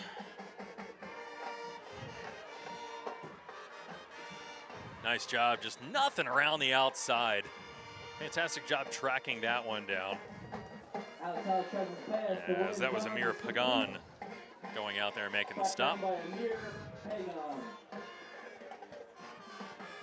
Every time I hear this song, that's all I can hear. I just hear the beginning of Blue Chips. That was when they were not a good team. It's before they got Shaq and Penny and Ricky Rowe. They spent all that money to get Shaq and Penny in that movie, and then they cast a complete nobody to be Ricky Rowe. Fascinating. That one close to a first down, might be a yard or a couple feet shy. Lacey in on the stop, a flag along the far sideline. I wonder what this is about. It's going to be almost 10 before this game's over. I thought I was going to see my kids tonight. No, come on. You know, almost all the games are final. Almost. Holding on Schuylkill Valley, so all of that is for naught anyway. I mean, Jerry's probably already burned. He's having a couple drinks. He's probably already at Birdie's. Probably grabbing a peanut butter and jelly burger. Who would eat that? You would eat that?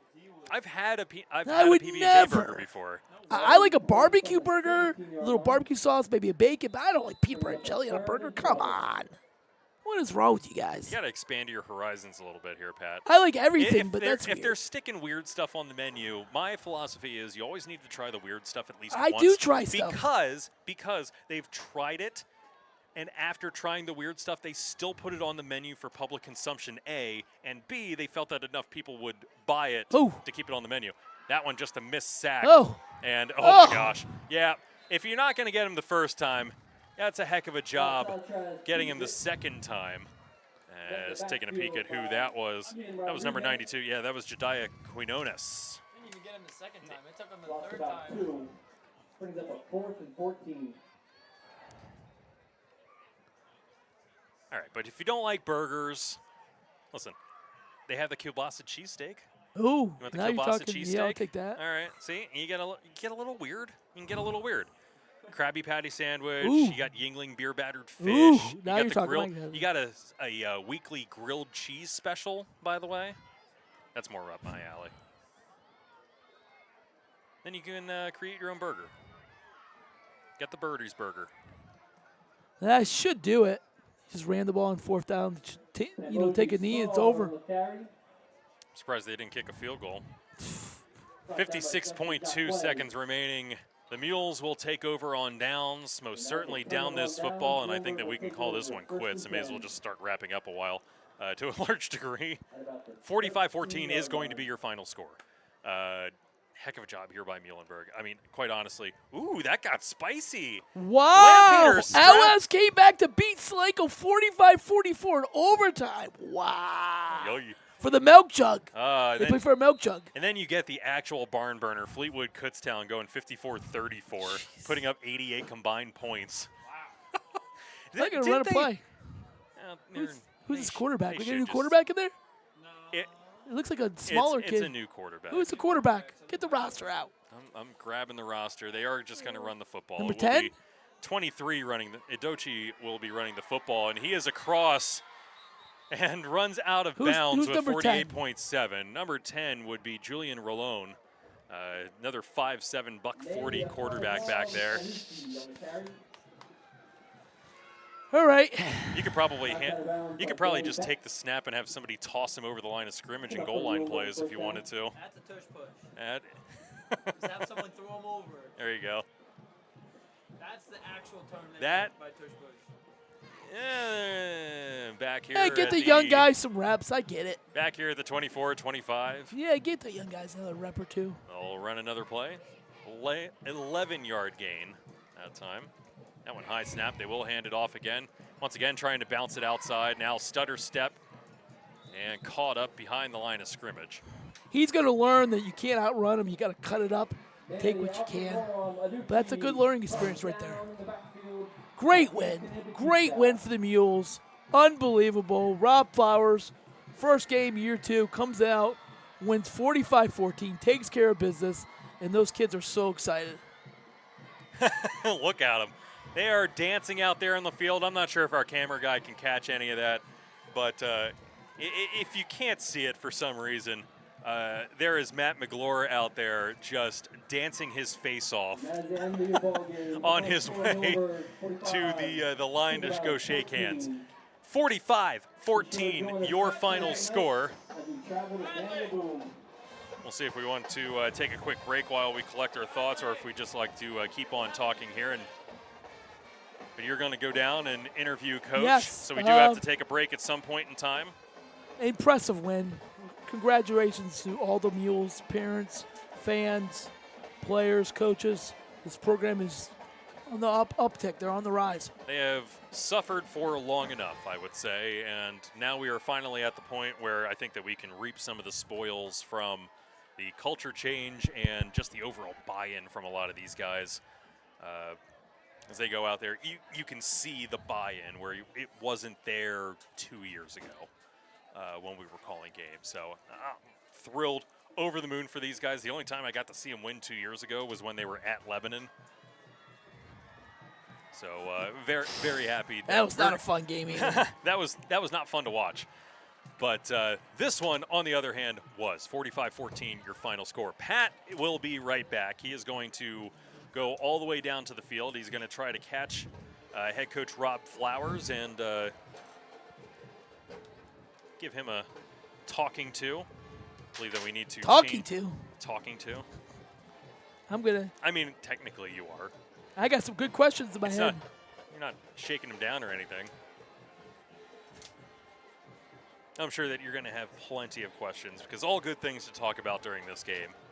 They're singing But right now. I would be willing to bet that he will probably bring up that late touchdown Yes. with 1 second left and be super ticked off about it if I know Rob. So let's see if I'm Nostradamus here and he brings it up at all, because there's going to be stuff that he says that we're going to have to clean up. Ryan. There All you right, I'm go. going to go down. All right. So, And then there were two. and then there were two. Well, now you can hear Chris on the mic. Yeah, might as well. Give you a little time to take a little breather since you've been calling play-by-play the entire game, huh? Well, I appreciate that. Yeah. But wow. That's honestly a little bit more than I expected even this year. I mean, I got to say, Rob has talked a big game last year, and he's been backing up and showing that he wants this program to be turned around, honestly. His brother have talked to them a couple of times together, separated. They just love this community, both grew up in it, and it's kind of like just kind of that inspiration kind of thing of like you came from Muhlenberg, you came back to the program that gave you your start, and now you want to see that program improve even more, and it's just it kind of puts that sparkle in your eye of like, yeah, anyone can do it. Well, look, that can go one of two different ways, right? You could either have kids who see a coach who decides to come back to his alma mater and basically wants to reinstate what he remembers as the glory days, right? Mm-hmm. And that you could have a coach come in there and just decide like, oh, hey, like we're going to run things the way that I remember when I was here at Muhlenberg. We're going to do 3-a-days. We're going to, and do stuff like that. Mm-hmm. Whereas you bring in somebody like Rob Flowers and he brings in more of a culture type change. Yeah. He's not looking to reinvent the way that things were. He's looking to bring a culture back to Muhlenberg in a way that it hasn't existed over the past couple of years. Mm-hmm. This used to be a powerhouse. This used to be a team back in the 90s. I mean, you could rattle off a whole bunch of names, and we rattled off one earlier today where, when's the last time that you, well, of course, now I lost my notes. But, I mean, we were talking about the 90s earlier. Yep. When it comes to how well this team has been doing and how well we've been seeing Cameron Small run, especially last year where he was over halfway towards the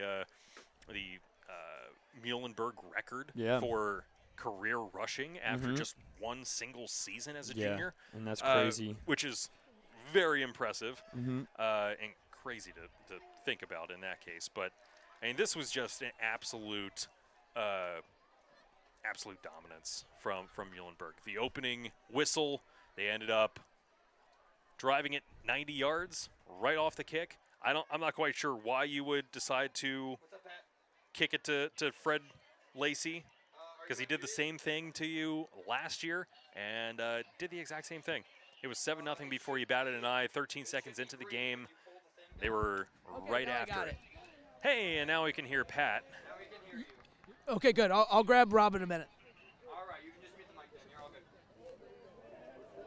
All right, so you guys are going to hear him right now. He's currently getting We are, because I don't trust him to know how to mute the mic after he just unmuted it. So if you hear some, whispering or some weird sounds, they're most certainly coming from Pat, and I'll try to talk over him as much as possible. Yeah.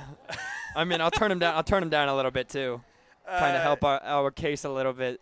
So my unofficial stats ends up throwing Baez with over 200 yards passing today. Mm-hmm. And you go back to what Rob Flowers was saying about how they need to be a more balanced team. They need to be able to throw the football. You can't finish, 3 spots out of last place when it comes to passing the football and expect good things to happen. Yep. Right? We ran into that. Again, I keep going back to 2 years ago because that's my frame of reference. That's when I called 10 games. Exactly. But that was a one-win team. Mm-hmm. Right? You go back there and you look at all the changes that they made. They couldn't throw the football back then either. Mm-hmm. But now that you actually have a running back in Small. All right, here we go. Toss it right over. How's it feel, Coach? Oh, it feels great, man, to go 1-0, to win the opener. One of our program goals is to win the opener. Another one of our goals, man, is, to do it together. So it feels really good, man. I'm super proud of our young men for what they were able to accomplish here tonight.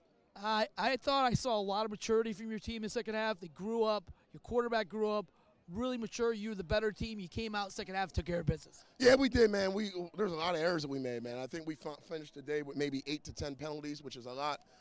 Several drop passes, several misreads. So these are all things that we got to make sure that we clean up so we can move forward in the right direction. One thing I noticed, you said this at Media Day, Jeffrey Collado playing offensive line. You got Christian Cooley playing tight end. It's the buy-in by all these kids. It's incredible. Can you talk about that? It's our community of winners, man. The buy-in is real. It's real from our kids, man. Like, you just mentioned two of the guys, man, with the biggest, man. Jeffrey switching positions, which is great. And then, Christian playing tight end, contributing in the pass game and the run game. So great this from our young man, man. He's got some wheels, Cole. He almost scored. He does not have no wheels. Stop that. Come on. He called a great pass. He came to the sign. He's like, I'm so slow. We were like, yes, you know that. So just move forward. Oh, your quarterback really threw the ball well, especially second half.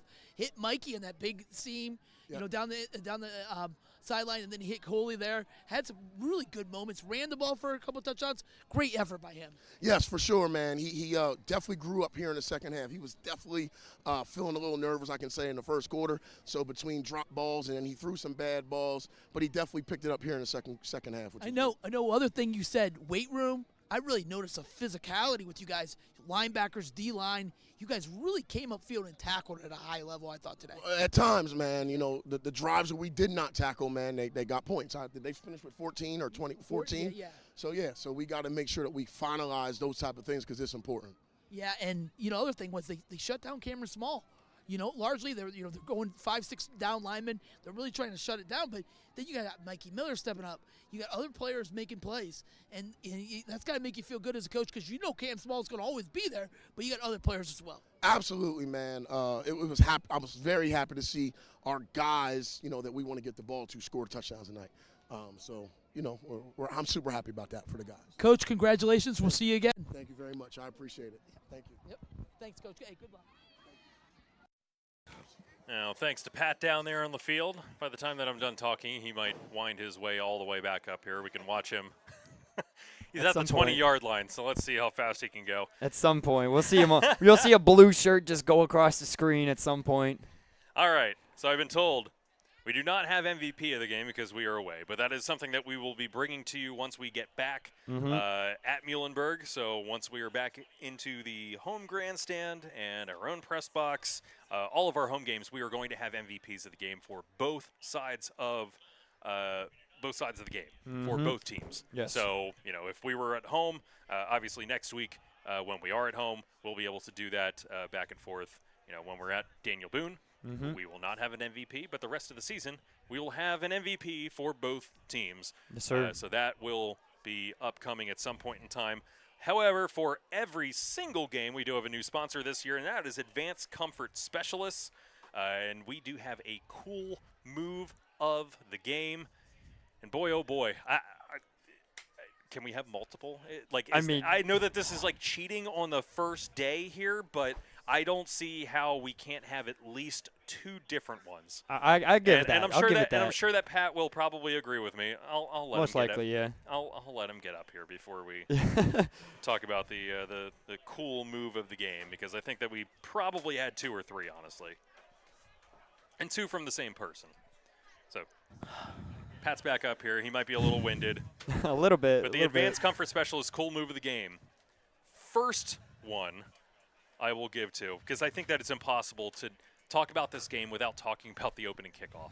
Because it would be so easy to talk about the Mikey Miller stuff in-game, but this game doesn't get started without a 90-plus yard kickoff return for a touchdown 13 seconds into this contest. So for me, the first cool move of the game ends up going to none other than Fred Lacey for that kickoff return. Yeah, it was incredible. Deja vu. All over again. All over, the year before. And he also had an interception.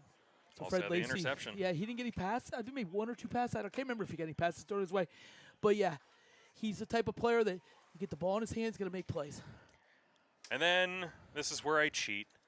The other cool moves of the game go to Mikey Miller. Mikey Miller, a 52-yard pitch and catch that he took to the house untouched, and then a 73-yard touchdown reception where he ran for caught the ball somewhere here around like the 40, 35-yard line, and just to the house, he was gone. So I kind of feel like I have to give it to two players, and for multiple reasons. But when you have a 52 and a 73-yard touchdown catches thrown in there, you kind of have to give one to Mike Miller. But then you also have to acknowledge how this thing started off, because I think, potentially without that play, this game takes place in a slightly different manner. Maybe Muhlenberg still ends up going away, winning by 20, 30 points or whatever at the end of the day. But that set the tempo for this entire stadium, that you're coming out, you're thinking, there's no possible way that this is going to happen again, right? And then it happens again. So for that reason, I have to give 2. Sorry. Does anyone disagree? I don't think your sponsor will care. I don't think our sponsor will care because they're not giving them T-shirts or anything. We're just reading Yeah, off. I think I'm fine with that. I mean, I think Mikey Miller, incredible. I mean, Yeah. just you got to realize he played almost a lot of the game on offense, and then he goes and plays defense. I mean, he's just a good two-way player, and I'm glad he got his moment tonight because a lot of last year was Cameron Small, and not to take anything, he's a great player, but Mikey Miller is a really good player too. I think that this does a lot of wonders going forward now, too, because now you're showing the rest of the Lancaster-Lebanon League and the rest of, Section 2 that, oh, hey, guys, we can throw the football now a little bit. We can toss the pigskin around. Like, we got Mikey Miller on the outside. We have other weapons. So if you decide to dial in and put, 6 in the box or, play a 46 defense or throw 7 in the box, like, however many you want to throw down there in the box to try to stop the run, we have Mikey Miller on the outside that's just going to run right past you. So Absolutely. That's a fantastic thing to have happen here. So for that reason alone, for those reasons and the reasons beforehand with the kickoff return, those are the Advanced Comfort Specialist cool moves of the game. Brought to you by Advanced Comfort Specialist, specializing in all of your heating, cooling, and refrigeration needs. Make sure that you call Advanced at 610-224-9756 or go to advancedcomfortspecialist.com to make your appointment. Advanced Comfort Specialists, their passion is your comfort. And with that, I think we're about done here. You got anything else? I mean, look, Mikey Miller popped off 4 catches for about $147. Baez, he turned it on late. You can see the stretch here. Like, I have all the completions and incompletions marked in here. You could see what he started doing towards the second half a little bit, that he was 5 of 6. He struggled down the stretch there in the first half. He missed some plays, Mikey Miller dropping a ball. But outside of that, he turned it on in the second half, and Muhlenberg all the better for it, just running away with it. Yeah, I think that, I think if you're Muhlenberg, you're happy, but you're not content. Coach Flowers brought it up, 8-10 penalties. Got to clean up the penalties. You got to clean up a couple of mistakes. Baez played really well second half. You got to think he'll play even better next week. He did talk about the mistakes. I was shocked that he didn't bring up the INT. He did not. But you got to feel happy, but you're not content. Keep going. Now you got a rivalry game. You didn't beat Reading last year. You didn't beat Reading the year before. So there's a chance to go 2-0 next week. The best part of being 1-0 is a chance to go 2-0. You get a chance to go 2-0. You win that. Got a chance to go 3-0 against You Boone. really got a really good chance to go 4-0. Got a chance to If potentially you go make it 4-0, 46 that'd be straight. incredible. Yeah, and you got a chance to potentially make it 46 straight games for Lebanon in 4 Yes. games. So, then you get into the meat and potatoes. You get the Governor Mifflin, you get the E-Town, you get the Exeter, you get the Ephrata, you got Conestoga Valley at the end of the year. Yeah, you run into your tougher meat and potatoes part of the schedule. But if you can rack up a 4-0 record to start off this season, you're already cooking with gas. And then you just need to find a couple of games in there. You need to win the squeakers. You can't lose to E-Town and OT. You can't lose those types of games. You need to be above the fray. You can't sink down to that level now. Now you are setting the standard. So we'll see exactly how all of that plays out. But as for us, we'll be back next week. We're at home, baby. First time in a while for Pat and I. First time in 2 years for Pat and I. I would not be here next week, sorry. Honestly, it's almost the first time in a long time for the Muhlenberg football team. That's right, you won't be here. I would not be here next week. It's going to be you and DZ. Who's DZ? My father. Yeah, Darren. Oh, Darren's coming over. What about Exeter? They don't have a game. Exeter They're doesn't going to have a game. Boyertown, and Yeah. Boyertown Exeter likey. relationship. Oh, okay. Well, yeah, I will be at the Ohio State University to watch Ohio State versus Texas. 1 versus 3. I will be there. Oh, yeah, you can't miss that game. Go to the horseshoe. Then I will be back for the last 8 games, plus Lucky maybe us. a playoff game. Lucky us. How incredible it would be if they made the playoffs and we called a playoff game. Well, That'd be incredible. first things first, Yes. Reading High next week at home. Hyperbole. You ever hear of it? I have. I'm a communication major. Reading School District next week, 7 o'clock. We'll be on air sometime around 6:45-ish. to bring that to you. But 45-14, your final score, week 1. They came in, they conquered, they came to Leesport and just absolutely knocked the snot out of the Panthers right literally from the opening kickoff. Again, they did it. So not enough good things can be said about this contest, and we'll save more for next week when they face the Red Knights at home. 7 o'clock kickoff again. We'll be on the air around 6:45. Anything else, Pat? Nope. And with that, we bid au revoir. So we will see you next week, 6:45 on airtime. Again, apologies for the stream. Sometimes you run into just issues trying to get it up to the satellites from Starlink when you got a whole bunch of interference. So if it was choppy for you tonight, we apologize. Pat's voice was also choppy tonight, so hopefully that will also improve as we go along. All get fixed. All get fixed in time. It will all be fixed in time. Hopefully when he comes back in 2 weeks, his voice is all fixed. No, he's going to lose as it well again as at that Ohio State as well game. as the choppiness in the stream, because we're away for that game too. So hopefully we'll have all of this. Yeah, we'll have that was horrible 2 years ago when we went there. Remember that? It was like 45 something. It was. Remember that? And I was like, I think they blocked 2 punts. It was like. It was insane. Oh, my God, it was so It was right off the bat. Oh, my God. So we should be able to go there and have a good game. I think that we will this year. If all indications from this game, they keep playing like this, yeah, we're going to have a good time in 2 weeks when you're back. So but as for that, next week, me, DZ, 6:45, 7 o'clock kickoff against Reading right here on the Muhls Sports Network. Thank you to Jerry for throwing all of this together, as always. Thank you to our sponsors. Thank you to Chris for producing, and I'm sorry, I forgot our camera person's name already. I'm terrible with names. Bradley for doing camera, and Pat for color, and for everyone else here, I'm Ryan Lineweaver. Thanks for tuning in. We'll see you next week.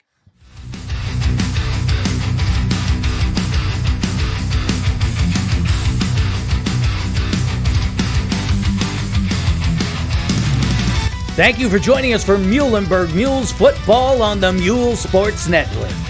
Brought to you by Birdie's Inn, where they remind you to have fun and be kind. Goosehead Insurance, the Coley Insurance Group. Advanced Comfort Specialists supplying all of your HVAC needs. And Borelli's Creperie, Deli, and Market in Flying Hill.